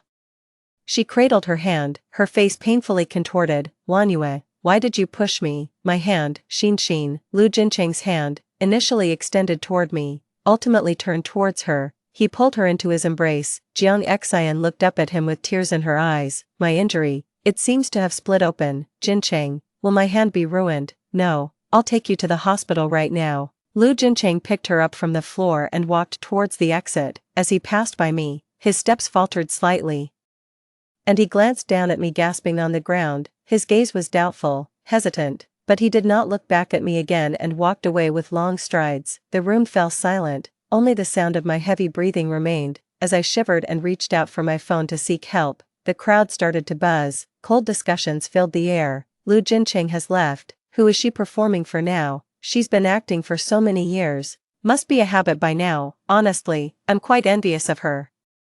If only I had known, I would have gone to the Lu family estate to play a submissive role. Maybe I'd be Mrs. Lu by now. Forget it, only girls from humble backgrounds can endure such a demeaning life. I really want to see how low she can stoop. My consciousness began to blur. The last thing I heard was women's malicious mockery. I finally believed, a marriage not favored by others is unlikely to be happy. I had that dream again. The dream where I was abandoned by everyone, only this time I wasn't panicking nor aimlessly looking for a place to belong. My heart grew cold, and I no longer thought about relying on others. No one's life has to be lived with someone else. Half asleep and half awake, I faintly heard Lu Jincheng's voice, cold yet anxious. What exactly is wrong with Wanyue? Why hasn't she woken up yet? President Lu, rest assured, Mrs. Lu has basically come back from the brink. She'll wake up soon. Don't lie to me, you have my word. The doctor spoke in a pleasing tone.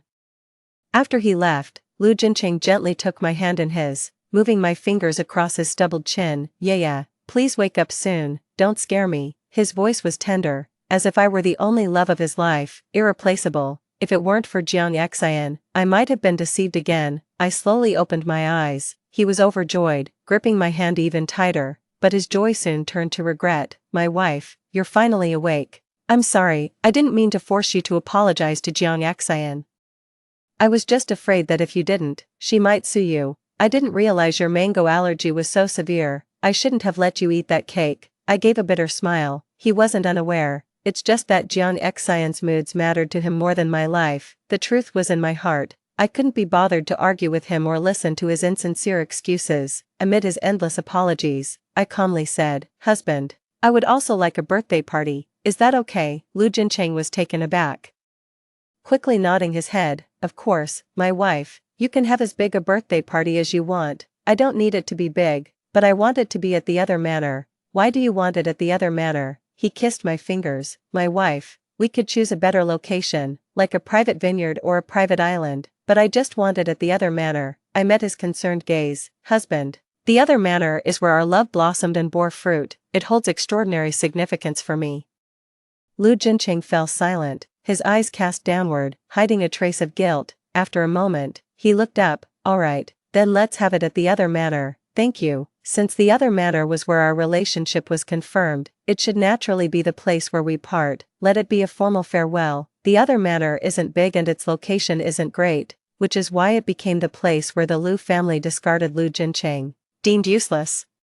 Yet this place with no apparent advantages caught Jiang Xian's eye. Nothing has changed here, it's full of memories, everywhere reminding me of how Liu Jincheng and I grew together and loved each other. However, the wedding photo of Liu Jincheng and me on the bedroom wall had been replaced at some point with a campus oil painting. The two figures stretched by the setting sun in the painting were clearly Liu Jincheng and Jiang Xian, seeing me watching the painting expressionlessly.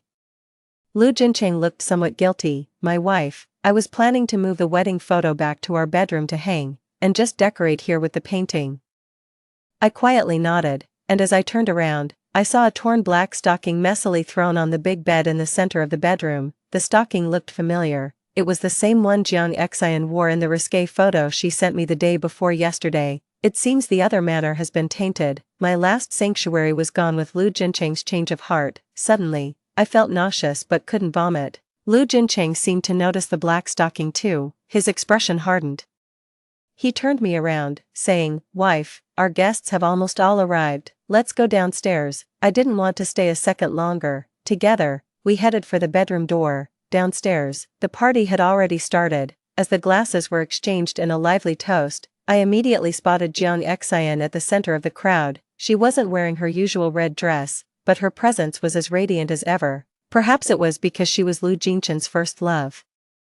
Or perhaps because everyone but me knew that she was truly Mrs. Liu. Wherever she went, she was the center of attention, like the moon surrounded by stars. Liu Jincheng, watching the crowd's light-hearted banter, unconsciously tightened his arm around my waist and leaned in to whisper in my ear, "Wife, Jiang Xian feels quite guilty about the cake incident, so she made it a point to attend your birthday party today." His voice was low, yet loud enough for Jiang Xian to overhear. Jiang Xian shook her wine glass at me. "Mrs. Liu, I'm really sorry about the cake." Her apology lacked sincerity and seemed more like a provocation. Under the watchful eyes of the crowd, I returned her gesture with a cool smile. "It's all right." It seemed Liu Jincheng preferred to keep me away from Jiang Xian. After making some polite conversation with friends, he thoughtfully escorted me to a temporarily arranged resting room, claiming he was worried I'd get tired, and said he would call me when it was time to blow out the birthday candles. I had already lost interest in the celebration and planned to leave through the back door. Unexpectedly, I overheard Liu Jincheng's angry voice near the pool. "What exactly do you want? Do you enjoy making my life difficult?" I turned to look and saw Liu Jincheng pinning Jiang Xian against a wall, his hand tightly clasped around her neck, his face as cold as ice. Yet Jiang Xian was not afraid.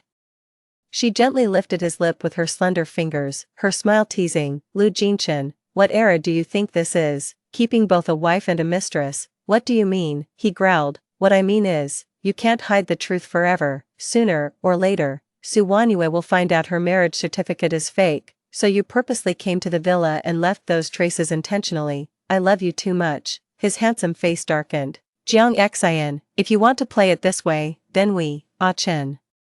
Jiang Xian placed her finger on his lips, her expression softening. "I know Su Wanyue has helped you and you want to repay her, but this isn't the way to do it. You're just hurting her. If you really want to make it up to her, give her some money and let her leave Jiang City. I believe she'll understand that a forced melon isn't sweet and will agree to leave." Liu Jincheng's expression turned icy. "I won't let Wanyue leave me. I'm warning you, today is Wanyue's birthday.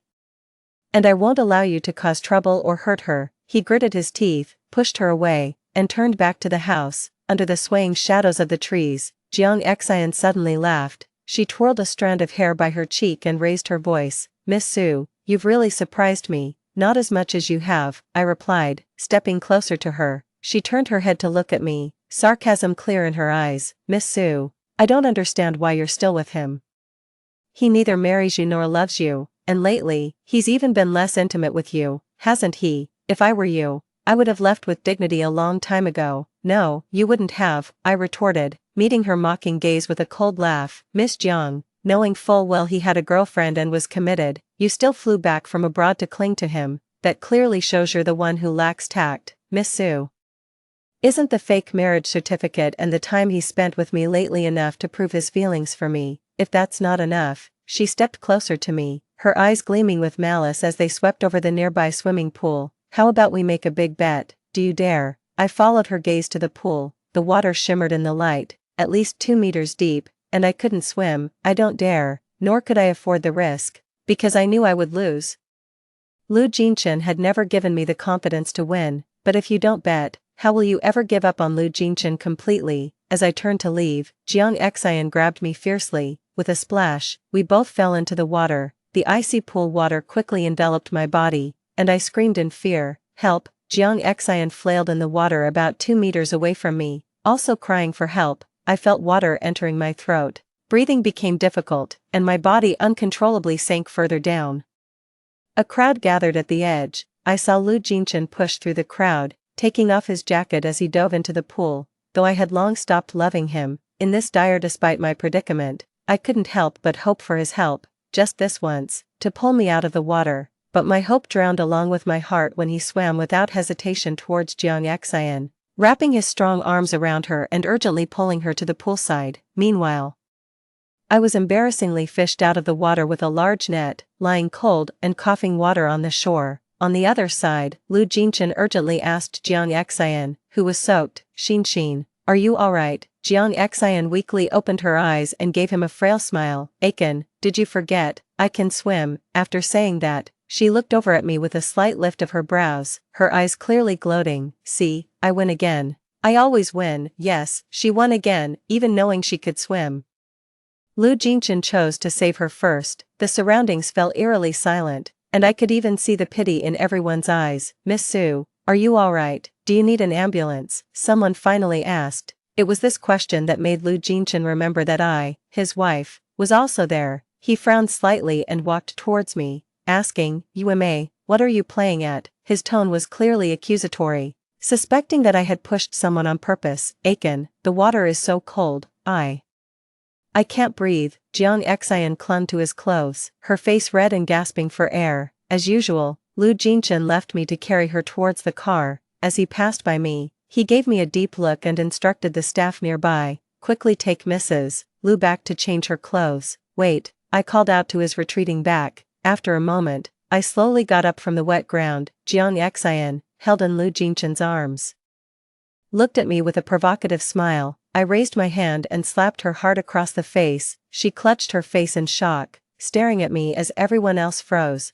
Before they could react, I kicked her into the pool with a splash. Lu Jinchen and she fell into the water together. "Help!" Jiang Xian flailed and screamed in the water. Lu Jinchen, holding her, surfaced, wiping the water from his face, his expression dark and frightening. "Su Wanyu, are you insane?" I stepped closer, looking down at him, and said clearly, "Lu Jinchen, see clearly, this is what causing trouble really looks like." Without giving him a chance to speak, I turned and walked towards the gate of the villa, my body dripping wet. Behind me, I could faintly hear the guests discussing, all shaming me, but I didn't care, not anymore. I didn't want to take another look at this cold and indifferent place. I returned directly to the bridal suite, took a hot shower, changed into clean clothes, wiped away all traces related to me in the bridal room, and placed the prepared document bag on the bedside table. I walked out without looking back. The sunshine outside was just right, warming me like I was being reborn. I sent a message to Mrs. Lu,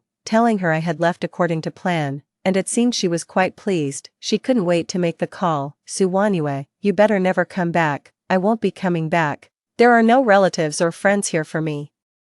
I see no reason to return. The only thing I can't let go of is the orphanage." I calmly added, "Mrs. Lu, please tell Lu Jincheng that if he has any conscience left, he should stop using the orphanage as leverage." "Don't worry, he won't have that opportunity anymore." I couldn't grasp the meaning behind her words, but it didn't matter. After hanging up the phone, I turned off my mobile and removed the SIM card, throwing it into a nearby trash can. From now on, Lu Jincheng will no longer be a part of my world. For the first time, Lu Jincheng found Jiang Xian sobbing annoying. It was also the first time he didn't feel sympathy for her tears. Instead, his mind was haunted by the image of Su Wanyu, soaking wet, turning away with eyes full of scorn and determination. This unfamiliar Su Wanyu frightened him a bit, and naturally, his heart was in turmoil. He picked up his phone and walked towards the hospital room door. Jiang Xian quickly grabbed him, her eyes tearful. "Achin, don't go, I'm scared." What are you scared of? Lu Jincheng looked down at her. I'm scared. If Su Wanyue doesn't kill me the first or second time, there might be a third. Is Su Wanyue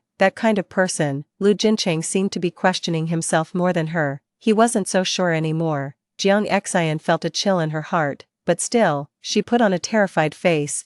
Chen, what do you mean? Don't you believe what I said?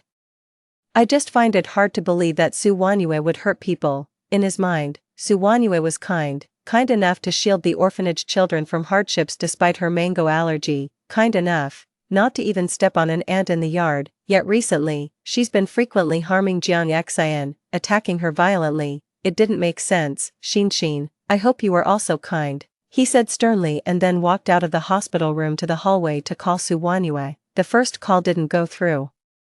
He tried again, still no answer, so, he switched to sending a message. Wanyue, are you alright? Just as the message was sent, a red exclamation mark appeared in the chat. His heart felt seared. He immediately sent another message. Wanyue, have you taken a warm bath to warm up your body? I asked Sister Chen to make you some ginger soup to prevent a cold. Exclamation marks, all red. Lu Jincheng felt a bad premonition rising. He thought for a moment and then called Sister Chen. Since Su Wanyue didn't like having strangers at home, Sister Chen was just a part-time helper who rarely came. She knew nothing about Su Wanyue's whereabouts. Just as Lu Jincheng was about to head home to look for her, a female doctor in a white coat approached him, greeting him respectfully. Mr. Lu, are you here for Mrs. Lu's prenatal checkup? What prenatal checkup? Lu Jincheng thought he had heard wrong. The doctor smiled warmly. That day after finding out about the pregnancy, I asked Mrs.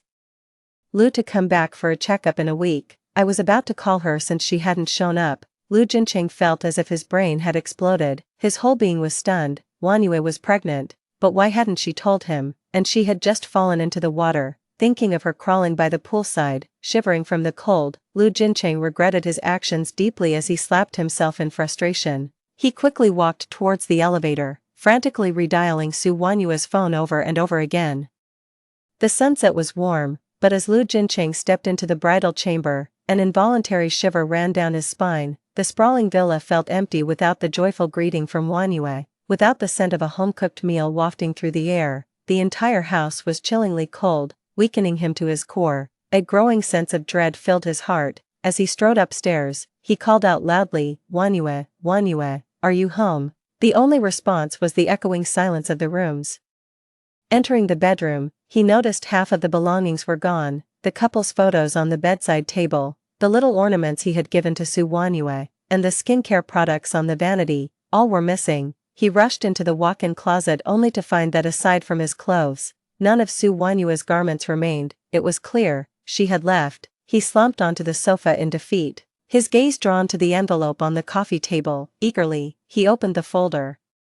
And a thick stack of colored printouts fell out. There were screenshots of Jiang Xian's recent social media updates, provoking messages she sent to Su Wanyue on WeChat, and the truth about his car accident from years ago. Only now did Lu Jincheng realize that his accident had been orchestrated by Jiang Xian's former lover. After Jiang Xian had gotten together with him, she wanted to break up with her ex-boyfriend, who, in a fit of rage, drove into them. He had gone blind trying to save Jiang Xian, who then coldly left him for her boyfriend and moved abroad as soon as she learned of his blindness. Though they married overseas, their life was far from happy. Once she heard about his vision restoration, she immediately reached out to him, and on that very day, he and Su Wanyue were supposed to register their marriage. Distracted, he committed the gravest mistake of his life by secretly obtaining a fake marriage certificate. He had fallen into Jiang Xian's trap from the very start. Wanyue had known all along that the marriage certificate was fake. Holding the folder tightly, his entire body trembled as he saw the abortion paperwork at the bottom. Wanyue had not only kept her pregnancy from him but had also secretly terminated it. She must have been utterly disappointed in him, and yet, he remained oblivious, continuously deceiving her, repeatedly crossing her boundaries. Suddenly, he felt like a fool, a ridiculous fool. After sitting on the sofa for a long while to collect himself, he remembered to call the orphanage, Wanyue's only support in Jiangqing. They would surely know her whereabouts. The orphanage director didn't hide the truth. She told him directly that Wanyue had left Jiangqing and would never return. He couldn't believe it. He refused to accept it because Wanyue had often spoken highly of how well the orphanage director and the children treated her, and how much she loved everyone there. How could she bear to leave them behind? The director sighed. Mr. Liu, Wanyue loves us, and we love her too. That's why we support all her decisions, including her initial challenging choice to marry you. Director, could you please tell me where Wanyue has gone? I'm sorry, Mr. Liu, she didn't say. And we don't know. Realizing that the director was about to hang up, Lu Jincheng became desperate. It's impossible. Wanyue loves you so much. She couldn't have left without telling you her whereabouts. Please tell me. I have something I need to say to her.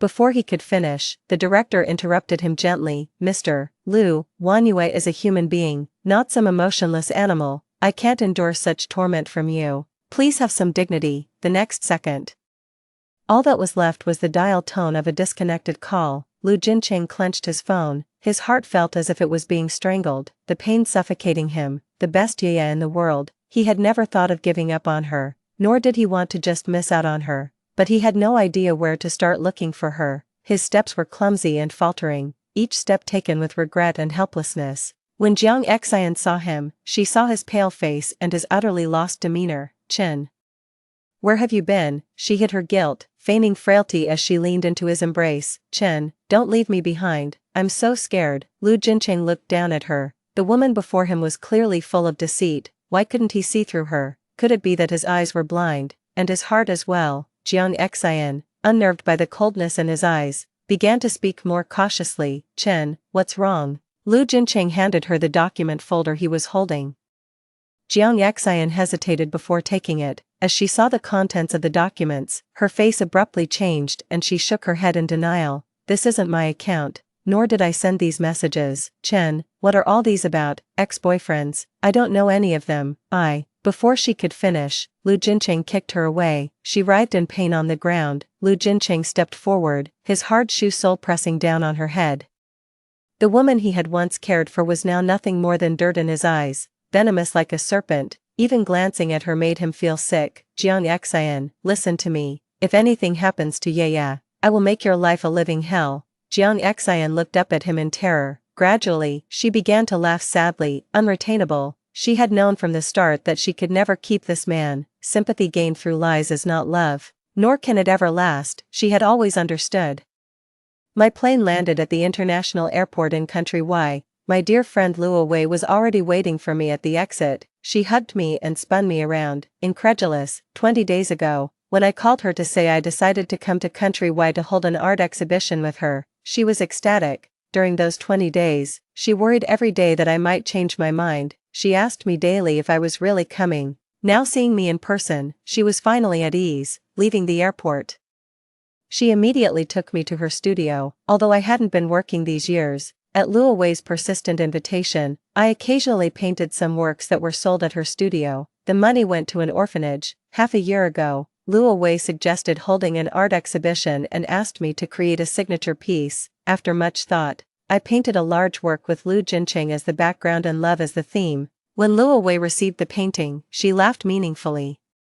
It has the sweetness of love, almost cloyingly so. Now standing in front of this painting again, both Luo Wei and I felt a bit awkward. Luo Wei looked at the painting, then at me, and chuckled. The exhibition opens next month. Want to change it? Looking at the deep profile of the man in the painting, I was reminded of the moments spent sketching him. It was indeed sweet, cloyingly so, but in reality, he had already reconnected with Jiang Xian and even presented me with a fake marriage certificate. The so-called sweetness was just my own wishful thinking. Let's burn it, I said calmly. I will have a new piece ready within a month. Luo Wei, aware of all my history with Lu Jincheng, didn't make it difficult for me. Instead, she nodded in agreement. That's probably for the best. In the following month, I was busy painting every day. This time, I've shifted the theme of my art to orphans. Every child is an angel with a sky of azure above. After moving past personal sentiments, my perspective broadened significantly. It felt profoundly meaningful to use my paintings to give voice to those children deprived of love. Over the past month, Luo Wei occasionally updated me on Lu Jincheng's affairs. I heard he was desperately searching for me, visiting the orphanage daily to ask the matron for my phone number and address. When she refused to give them to him, He knelt outside the orphanage gates, undeterred by wind or rain. Eventually, with no other choice, the matron had to call his family to forcibly take him home. Unable to obtain my information from the matron, Lu Jincheng resorted to spending a fortune on media campaigns online, calling out to me, hoping I would give him a chance to make amends. I saw the videos, they were passionate and touching, but they no longer moved me since my love for him had faded.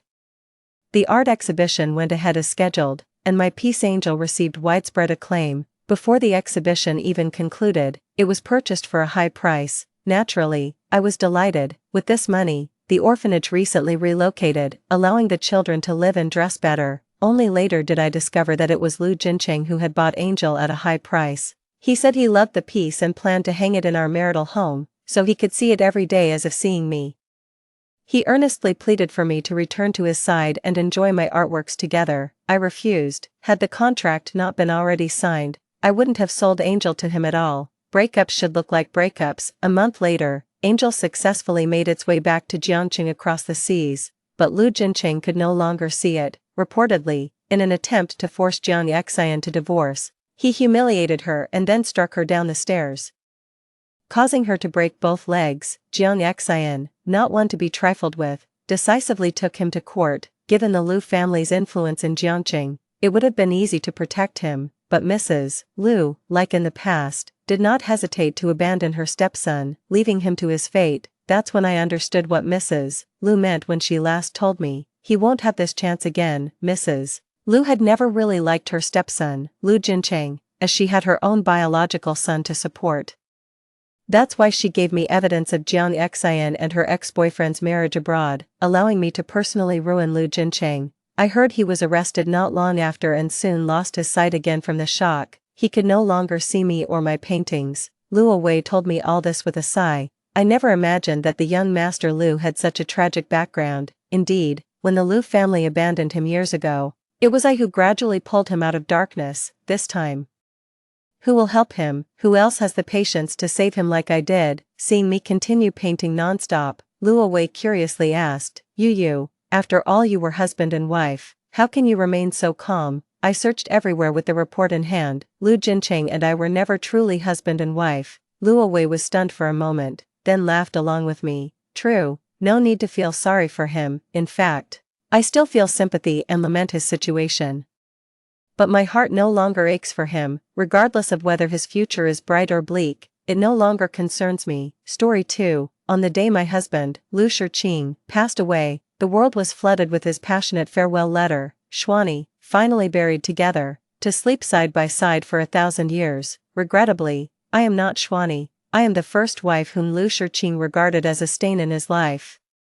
I was not allowed to appear in the living room to meet guests and could only claim to be his cousin when others were present. After having labored half my life, I returned to being 18, resolutely canceling the plane ticket that would have accompanied him to his post in France. In this life, the stubborn Su Yujun would no longer cling to him. She also had things she desperately wanted to protect. Madam, are you sure you want to cancel your ticket? It's very hard to get a ticket now.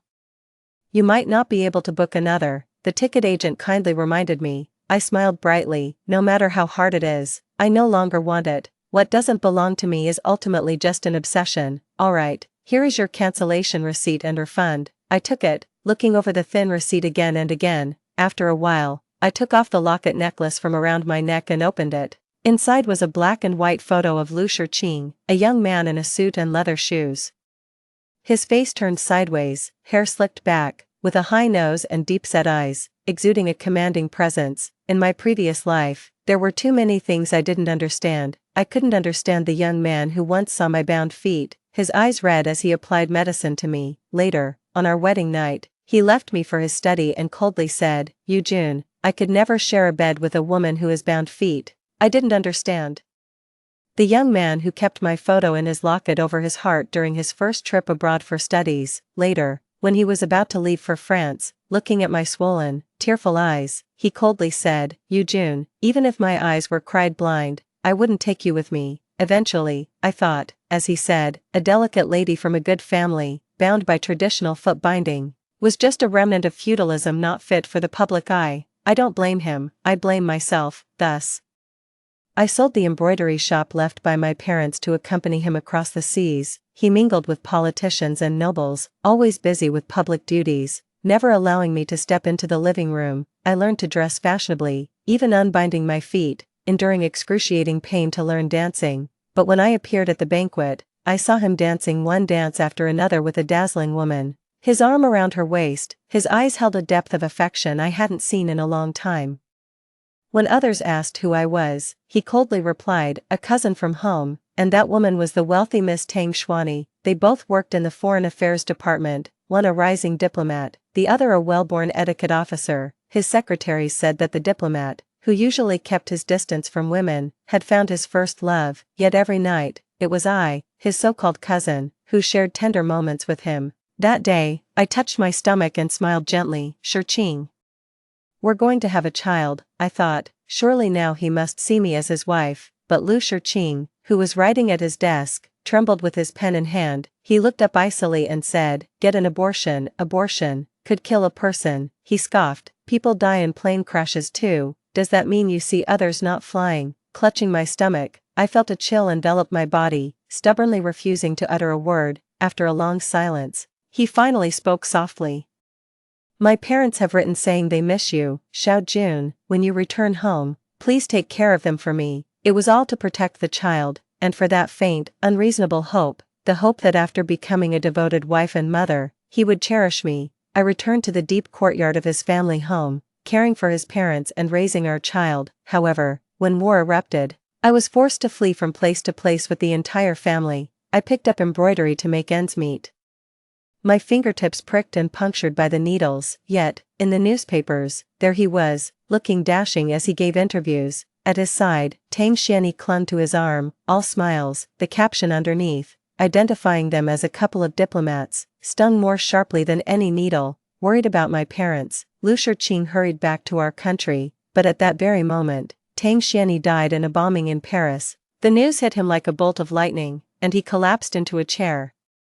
For the decades that followed, all he offered me was cold indifference. He ignored even our child. In his final years, bedridden, I cared for him with my own aged hands, accompanying him on his last journey. Yet, in his clenched hand, until the end, was a necklace holding not a picture of me but of his long-deceased first love. She had never given him anything, dying in her prime, yet she lived on forever in his heart. And I, who had labored half my life and loved him deeply, did not receive a single mention in his will. Fortunately, there was still half a month before the plane took off. There was still time. I discarded the photo and folded the ticket refund, placing it inside the necklace instead. Back at the mansion where Lu Shirqing and I had lived together, I told the old butler that the embroidery shop was not for sale and instructed him to prepare a set of embroidery frames. A fire 7 years ago had taken my parents and brought our 300-year-old Su family embroidery shop to its knees. In a previous life, a famous actor from Shanghai had requested a costume for Farewell My Concubine and had sought the best craftsmanship from various shops. I had wanted to try but gave up because I went abroad with Lu Shirqing. Now, securing the favor of a renowned actor was crucial for the revival of the long-silent embroidery shop. A car horn sounded outside. Looking up, I saw Lu Shirqing walking in. He was dressed in a shirt and a cashmere vest, his trousers neatly covering his long legs. His features were handsome, and a faint smile played on his lips. Tang Xiani, in a delicate lace dress, clung to his arm. "Shirqing, I haven't had enough of the dance at the party. Would you dance some more with me?" she asked sweetly, her fair face flushed with the glow of alcohol. Taking his hand, she twirled into his embrace. They stepped inside, laughing, but stopped abruptly upon seeing me. I was stunned. In my previous life, I had shut myself away, spending days learning French, so I hadn't known that they were already so close. I put down my needlework, stood up, and decided to leave. Tang Xuani blocked my way with an outstretched hand. "Shirqing, who is this?" Lu Shirqing's face was stern, his prominent nose casting a harsh shadow. "She's my cousin." Rather than waiting for him to speak, I decided to introduce myself. A flash of surprise crossed Lu Shirqing's face before he responded softly, Yet Tang Xuani was relentless, tugging at my sleeve and covering her mouth with a giggle. She said, "Shirqing, is this the cousin you're taking to France? Aren't you afraid she might end up as an exhibit in the Louvre, dressed in a traditional embroidered cheongsam?" She regarded me as an old relic. I brushed her hand away. She pointed at the hem of my dress as if she had seen a street rat, exclaiming in shock, "My God! Does your family still practice footbinding? Isn't that foul?" Lu Shiqing, arm around her shoulders, walked on, his tone indifferent. "Don't touch her, you'll dirty your hands." I paused in my steps. They thought they could mock me freely in French, assuming I wouldn't understand, but would their condescending gestures not hurt me, even if I hadn't learned French in my past life? Later that night, Lu Shiqing came to my room, with a bunch of lilies in hand. He naturally placed them in the vase on the table. Seeing me sitting by the embroidery frame, threading a silver needle and ignoring him, he settled himself down and said coldly, "Su Yujun, I'm giving you these flowers, glad that you understand your place. You pushed me to the edge with your threats until I agreed to take you to France. Don't expect anything beyond that." I didn't even look up. "Are you done? If so, please leave." Suddenly, he grabbed my wrist. Lu Shiqing looked down at the needle in my fingers, his brows furrowed. "The embroidery studio is going to be sold, why continue embroidering? It'd be better to learn some French phrases, even as a cousin. Don't embarrass me." His strong perfume tickled my nose. I replied lightly, "Understood." I was unusually compliant, no longer as tearful as before. Lu Shiqing's expression softened. "Tomorrow, we'll go to Anha Mall to buy some clothes and jewelry. I'll pay for everything. You can't possibly go to France looking so rustic and vulgar, can you?" I looked at the pleated skirt embroidered with blue and white designs, meticulously stitched by my mother, so elegant and exquisite, but such is human nature. When he doesn't love you, even if you are dressed in a bridal gown, it is still terribly wrong. I responded indifferently and waited for Lu Shiqing to leave. I opened the necklace at my chest, looking at the date on the return ticket, only 14 days left.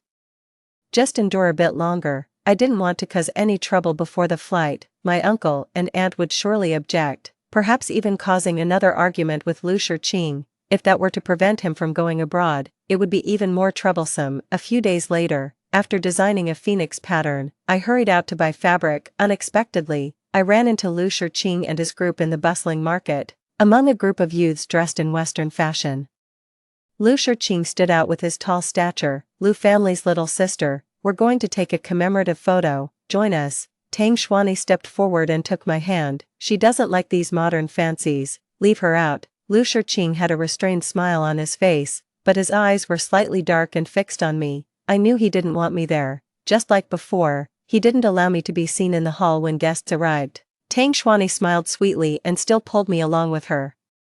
I really didn't understand why it was necessary to drag me along for a group photo with colleagues from the Ministry of Foreign Affairs. It wasn't until Tang Xuanyi whispered in my ear with a laugh, a parasite clinging to Shiqing's household, refusing to divorce and insisting on following him to France. "You lack self-awareness, let me find some for you." I turned my head to look at her radiant smile, momentarily at a loss for words. In the photo studio, Tang Xuanyi pulled Lu Shiqing to take a photo together, against a bright red backdrop, one in a dark black suit, the other in a shoulder-bearing black dress. They were inexplicably well-matched. The onlookers teased, "Anyone would think you two were taking wedding photos, one diplomat and one protocol officer. You two really uphold the image of our foreign ministry." The photographer also cheerfully directed, "Sir, move a bit closer to the lady." "Yes, a little closer." I stood there, somewhat dazed. So it was in this moment that the photo Lu Shiqing kept inside the locket on his necklace was taken. It turned out he had already shifted his affections to someone else so early. Lu Shiqing, with his affable look, scanned the crowd. "Don't joke around." Xuanyi might feel embarrassed. After speaking, he subtly tucked a stray lock of hair behind Tang Xuanyi's ear. Tang Xuanyi turned her head to ask me, her smile sweet, "Little sister, do you think I and your brother match well?" Lu Shiqing squinted his eyes, a silent warning. I inexplicably recalled the wedding night, how the girl was full of joy, thinking she had finally found her match, yet amid all the festivity, she spent a cold, lonely night alone. That night, the pendulum of the Western clock swung all night. She had thought that the most beautiful evening had just ended like that. I forced a smile and spat out 2 words, "Well-matched," the me from a past life, clinging stubbornly to that youthful, naive infatuation, was truly laughable. I clenched the necklace at my chest. Just 10 more days. In 10 days, I could leave all this behind. As the camera clicked that moment, I walked away. From then on, I slept only 2 or 3 hours a day, working tirelessly in front of the embroidery screen, my fingertips dancing swiftly. Even when my fingers were pricked by the needle, I did not stop. Only one night, I took a break to watch Yenxing's play. I was a fan of the theater and had spent a lot of money through my butler to secure a front row seat. The leading lady on stage was enchanting and graceful, with a stunning singing voice. In the end, she dramatically took her own life on stage. Her exotic, seductive eyes closed before me. My heart suddenly trembled. In a past life, during the chaos of war, it was this person who fell in front of me. Even as blood flowed from her chest, she smiled intensely. I owed your father a life, now I repay it, and thus the cycle completes. After stepping out of the carriage, the light was on in my room on the second floor of the mansion. Sensing something was wrong, I hurried upstairs. Upon entering, the door was wide open, and clothes along with the contents of the vanity were scattered all over the floor. Tang Xuanyi was disdainfully tossing aside a pair of 3-inch golden lotus shoes. What are you doing? I marched forward and pushed her away fiercely, my whole body trembling. She stumbled into the corner of the desk, clutching the back of her head as she stood up, her face filled with disbelief. How dare you hit me? How could you? In her anger, she grabbed a vase and hurled it at my head. Lu Shiqing appeared at the doorway. Xuanyi, what's going on? With eyes red, Tang Xuanyi complained. Look, I picked out so many clothes and jewelry for your sister and even helped tidy up her mess, and she pushed me. Only then did I notice the pile of shopping bags in the corner. Lu Shiqing coldly addressed me. Su Yujun, you were the one insistent on going to France. You can't dress yourself properly. Xuanyi kindly chose for you, and you turn around and bully her. I looked down at my soaked clothes and touched the wound on my forehead, my voice chilling. Who asked for her help, also? These are not trash. I pointed to the hairpins scattered on the floor. This hairpin is. I paused. It was a gift from Lu Shiqing when he was 15. But it seemed no longer important. He couldn't see how I cherished these items now strewn across the floor. He couldn't see the swelling on my forehead or my disheveled appearance. What was the point in saying these things? I issued an order for her to leave. I'll accept the gift, Miss Tang, but please refrain from entering my room without permission in the future. But Tang Xuanyi was relentless. Shiqing, I tried to be kind, and I got hit, and your sister didn't even apologize. She pointed at the necklace on my chest. I've given her so many things. Asking for this old necklace isn't too much, is it? In that moment, I understood why she was so generous. She must have known the significance of this necklace and thus aimed to take it. I clutched the necklace tightly, refusing to let go. No, this is where I draw the line. Now, to me, it symbolized a new beginning. Lu Shiqing stepped forward, his tall figure imposingly trapping me in a corner. Yujun, this is the one thing you cannot covet. I shook my head. This has nothing to do with you, he scoffed, then handed over. Just as he reached out for it, I whispered, Shiqing, what if your parents knew? He paused, a look of disgust flickering across his face. Is it fun for you to always use them as a threat? I breathed a sigh of relief. Once they left, I immediately asked the butler for the keys and locked the door. Fortunately, the embroidery was undamaged. Suppressing my shock, I continued to embroider. 5 more days. The day Lu Shiqing leaves would coincide with the day Yenxing selects the embroidery. The night before the 4th day of their departure was the anniversary of my parents' death. That night, I slept uneasily, haunted by nightmares of my past life. Waking up groggy and feverish in the morning, I asked the butler, where has the young master gone? The butler looked troubled. The young master didn't come home last night. I nodded. He usually accompanied me on the anniversary of the death, but it was fine if he didn't. Feeling really dizzy, I went back to bed and fell asleep again. In a daze, I heard someone enter the room. Shiqing, kiss me. Not here. Let's go to my room. Why? She's not here anyway.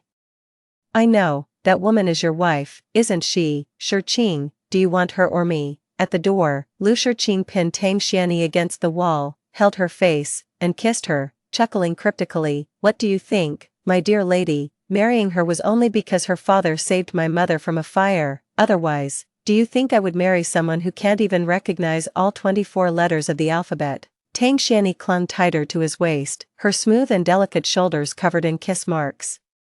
Her fingers twirled his tie, her voice sickeningly sweet. Then hurry up, I was so drunk last night, I can hardly remember. Take advantage of her being out at the cemetery, we can have some fun. I really wasn't in the mood for such a spectacle. I coughed loudly. At the same time, the butler knocked on the door. Madam, the medicine is ready, please have some. The two looked embarrassed. I got up without glancing at them, opened the door, and took the medicine from the butler. Lu Shiqing then asked, "Are you sick?" I took a spoonful of the medicine, the bitterness furrowing my brow. "Please leave, both of you, you've dirted my sight." Lu Shiqing moved forward, but Tang Xianyi tugged at his sleeve, biting her lip. She looked aggrieved. "Shiqing, I'm sick too. I drank too much last night and still feel dizzy." Lu Shiqing anxiously touched her forehead, checked her temperature, and sighed in relief. "I'll take you to the guest room to rest." It was a long while before Lu Shiqing returned. He touched his lips lightly, coughing twice. "Miss Tang, after all, is a guest. What did you hear?" Holding a silver needle, I replied nonchalantly, "I only woke up when the butler came in." "Why, did something happen?" Relieved, he moved closer, wanting to touch my forehead. "When did you get sick? Why didn't you say anything?" I stepped back to avoid him. "Cousin, you're overstepping." He withdrew his hand, his expression darkening, and he left. Feeling slightly better, I asked the driver to take me to the cemetery alone. Lu Shiqing didn't deserve to be there. The next day, I ran into Tang Xianyi arguing with the butler. "Shiqing has allowed it. Why are you, a mere servant, stopping me?" The old butler wiped the sweat from his forehead. "Miss Su has always been in charge of the mansion's finances. I asked only to find out that they were planning a farewell party for Lu Shiqing's reassignment to France, since cousin has agreed. Naturally Miss Tang can use it." Tang Xianyi flashed a triumphant smile, extended her ostrich feather fan, and patted the old butler on the shoulder. "Whoever Mr. Lu loves is the lady of this mansion." She then gracefully left. The old butler warned me, "Miss, this is too improper. Miss Tang is just an outsider, whereas you are the one engaged to Mr. Lu." I smiled faintly, indifferent. The next day, I understood just how reasonable it was for Lu Shiqing to fall in love with Tang Xuanyi. Tang Xuanyi grew up in a Western atmosphere, a wealthy young lady. She was haughty, as everything she desired was readily provided for her, yet she also perfectly matched the image of the wife Lu Shiqing had hoped for. Within a day, the living room was transformed, exquisite Western oil paintings, gold-rimmed dinnerware, and a crystal champagne tower. Lu Shiqing, dressed in a woolen suit picked out by her, sat in the main seat. At this moment, though he had just begun to show his potential, a promising future awaited him, and he was the focus of government attention. Under his calm, sword-like eyebrows shone eyes bright as fire. Tang Xuanyi, in a white satin evening gown, was the epitome of elegance and grace, hosting guests like a lady of the house. The butler spoke to me about these matters the next day. I was packing my luggage. The butler's face was creased with worry. "Miss, why don't you speak softly to the young master? Whenever you used to cry, the young master would immediately come to comfort you. If all else fails, speak to the old master and the old madam." After all these years of affection, and with the young master ascending to high status, you must seize the opportunity. The butler had watched us grow up, and I knew he felt sorry for me. But a lifetime of 60 years in my past life taught me. I softly spoke. A changed heart is like quicksand, impossible to grasp. At that moment, Lu Shiqing walked in through the door. He glanced at me and said, "Don't pack too much luggage, we can buy more when we get there." His expression was relaxed, seemingly in a good mood. He walked straight to the bookshelf and picked out a French beginner's book. "How are you doing with it? Have you learned to greet yet?" I looked at him, somewhat puzzled. Lu Shiqing had a natural talent for languages, fluent in several. During his time at the church school, the principal personally praised him as the most outstanding youth since the school's founding. In my previous life, I had asked him to teach me. He was cold and distant, not only refusing to teach but also mocking me. Recalling that, to avoid revealing anything, I still responded with a few polite phrases. Lu Shiqing nodded. "Since you insist on following me, show some effort." He said this as his gaze fell on an embroidery frame, though he said nothing more. On the last day before, I went to the site of the embroidery workshop that had burned down years ago. The chill of early spring and the cool drizzle, holding an oil paper umbrella, I quietly watched the overgrown vacant lot. Memories flashed back. One moment, I was 7 years old, hiding under the embroidery frame with Lu Shiqing, secretly eating candy. Another, my mother was pressing me in front of the embroidery frame, warning me not to expect dinner until my embroidery was finished. Then, my father holding me as he felt new fabrics, asking if there was any I liked. The coachman kindly suggested, "Miss, this place is not auspicious, let's leave. It used to be a well-known embroidery workshop, such a pity, a fire killed who knows how many, if we stay too long." We might attract something unclean. I wiped the corner of my eye. Softly, I said in my heart. Father, Mother, this time I won't leave, I'll stay right here. He turned to the coachman and said, let's go. Upon arriving at the mansion, the butler, holding an umbrella, came to greet us. Young madam, he began, his expression anxious, hesitating as if he had more to say. I lifted the hem of my dress and stepped over the threshold, reminding him, Butler Lou, you got it wrong again. In that instant, as I looked up, my pupils constricted. On the hall table, the embroidery was cut into shreds. Tang Xuanyi was holding scissors, about to snip through the slender neck of a phoenix. Stop, I shouted, feeling a rush of blood to my head. I hurried forward, tripping over my own feet and falling to the ground, as if she hadn't seen me. Tang Xuanyi cut off the phoenix's head and asked Lu Shiqing, who was sitting on the sofa reading a newspaper, Shiqing, how about using this to make a handbag? I like it. I got up, furiously knocked the scissors from her hand, and clutched the ruined phoenix head to my chest. Why must you take what belongs to others? I cried, tears streaming down as I looked at the remnants of the phoenix on the floor. Tang Xuanyi stood up and stepped back, her lips curling. You're crazy, it's just a piece of fabric. There's plenty more in the stores. I glared at her fiercely, walked up, and ripped the newspaper from Lu Shiqing's hands. Why didn't you stop her? She may not understand. But how can you not? I screamed.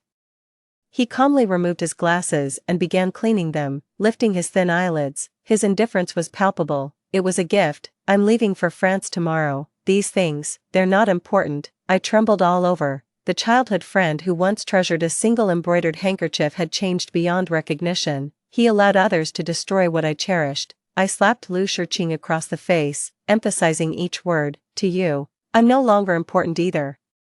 Holding his reddening cheek, his eyes smoldered with anger, and after a moment, he forced a smile. Su Yujun, have you learned to play hard to get? I remained silent, suppressing all my emotions. I calmly asked the butler for a wooden box and packed the tattered fabric inside. As I walked to the door, someone grabbed my shoulder. The rain is getting heavy. Where are you going? I shrugged off the hand, took an umbrella next to the door, and walked straight into the rain. Behind me, Lu Shiqing's voice was low and deep. Su Yujun, if you keep this up, perhaps it's better not to take you along. See the young madam out. He paused, realizing his slip of the tongue, and added dismissively, let her make a scene. I clenched my skirt tightly, waiting for the judgment from the high platform of the stage. On a carved throne, a handsome man in a dark scholar's robe carelessly flipped through the pieces of fabric with his slender fingers.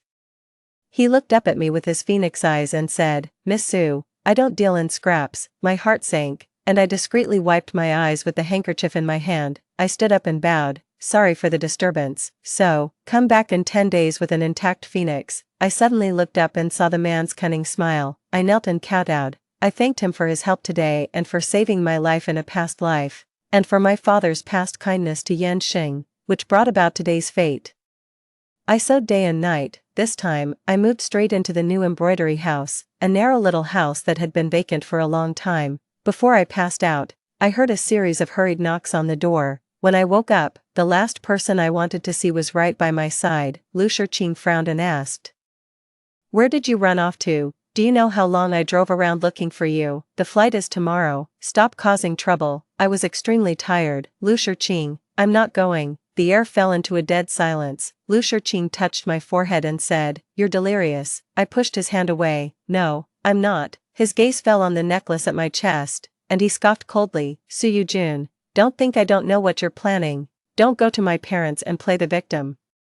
If it weren't for your father saving my mother in the fire, I would never have married you in this lifetime. I will take you to France as you wish. Just behave yourself and stop making a fuss. I'll come to pick you up tomorrow morning. The morning the plane was supposed to take off, Lu Shiqing arrived at the embroidery house as promised but didn't see the eagerly awaited figure he was hoping for. On the attic bed, the messy quilt indicated that the person who left was in a hurry. He punched the beam fiercely. Did she think that by disappearing, she could make him stay? Su Yujun was still the same, clinging to her childish stubbornness, refusing to grow up. He left the embroidery house and instructed the driver to go to the Lu family's old house. Su Yujun must have gone to beg her parents not to let him leave. Why didn't Yujun come with you? After his mother asked this, Lu Shiqing scrutinized her expression carefully. Only after confirming she wasn't deceiving him did he calmly reply, she's ill. he bid his parents farewell, maintaining his composure throughout. It wasn't until he returned to the car and trembled as he opened the suitcase on the back seat that his facade cracked. It was the luggage Su Yujun had prepared: pearl hairpins, a music box, a pocket watch. Each item was so familiar, all gifts he had once given her. He had thought that Yujun loved him too much, which is why she carried them with her. But on closer inspection, they were all gifts, not a single piece of clothing. Lu Shiqing's face darkened as he ordered the driver, "Go to the police station." He would go to great lengths to find Su Yujun. The driver looked troubled. "Young master, it's almost time for your appointment with Miss Tang." Lu Shiqing glanced at his watch. Only 3 hours left until the plane took off. He took off his glasses and massaged his aching brow before scoffing at himself. He almost fell for her ploy. Wasn't this what she wanted to see? To watch him frantically search for her and then miss the departure time. "Go pick up Miss Tang." As they approached the airplane's door, Tang Xuanyi looped her arm through his, looked up, and smiled. "Shiqing, do you remember the Le Café du Commerce near our school, where we met during our study abroad?" He forced a smile. "I remember." He should be happy, but as the old city that carried all his youthful memories grew distant, it felt as though a piece had been carved out of his heart. He covered the birthmark on the back of his hand. The burning sensation from Su Yojuan's tears that had fallen on it seemed to linger still. Everything was Su Yojuan's fault. 8 days later, amidst the blind judging, my embroidery stood out. When Yanxing invited me to the high floor of the opera house and said those words, I cried tears of joy. Then everything spun around me. I was too tired. When I woke up again, I thanked Yanxing and went to the Lu family's old mansion. In the grand hall of the old mansion, Mr. Lu's teacup fell to the ground with a clang. Mrs. Lu came forward to help me up from my knees. "Yujun, did Shiqing bully you?" Mr. Lu angrily said. "I will write a letter to call him back right now." I shook my head. Yujun realizes that she and Shiqing are no longer of one heart. Yujun is sorry for the 7 years of care from uncle and aunt. I didn't want Mr. and Mrs. Lu to know about the entanglement between Shiqing and me. I had already understood clearly. Shiqing was good in every aspect, but he just shouldn't be my husband, that's all. It took a few days for Mr. and Mrs. Lu to accept, and they finally acknowledged me as their adopted daughter. I wonder what Shiqing's reaction would be when he finds out that I really became his sister. He must feel relieved. 17. When I received the first letter from Shiqing, I had already restarted the Su family embroidery workshop and just took a big order. Mrs. Lu brought out the letter at the dinner table, the urgent letter stamped with the embassy seal, and a plane ticket. Mrs. Lu took my hand. "Yujun, Shiqing is waiting for you to go." I was in a daze. Why would Shiqing want me to go? I didn't open the letter nor take the plane ticket. "Mother, I am your daughter now." Mrs. Lu's eyes reddened, but she smiled. "It's Shiqing who doesn't deserve you." 18. I saw Shiqing again 2 months later. After the curtain fell, the young actor invited me upstairs. Yanxing had removed his stage makeup but was still wearing his costume. His long hair was loosely draped, lazily leaning on the royal chair. Seeing me, he got up and smiled. "I really like this outfit." I was stunned, dazzled by his beauty. It took a while before I replied, "As long as you like it." After a month, Yanxing mentioned a business I was recently discussing. "That boss, he happens to be a personal friend of mine." I firmly refused. Yanxing had already repaid his debt to my father in his previous life. Besides, I am not really a sheltered girl, having been exposed to so much from a young age following my parents. We played chess until late in the evening, and then Yanxing walked me to the door. "Yujun." Hearing him call me, I looked up. It was Shiqing. He stood at the street corner under a black umbrella, dressed in a beautiful white uniform with gold tassels and a badge on his collar, as if he had rushed here. But wasn't he abroad? "Yujun, since when have you become so close to an actor?" Shiqing stepped forward and grabbed my wrist, pulling me into his embrace. I pushed him away. The usually strong man was actually pushed away by me, stumbling a few steps before steadying himself. I then noticed the bloodshot eyes and dark circles under his eyes. "Please, keep it appropriate.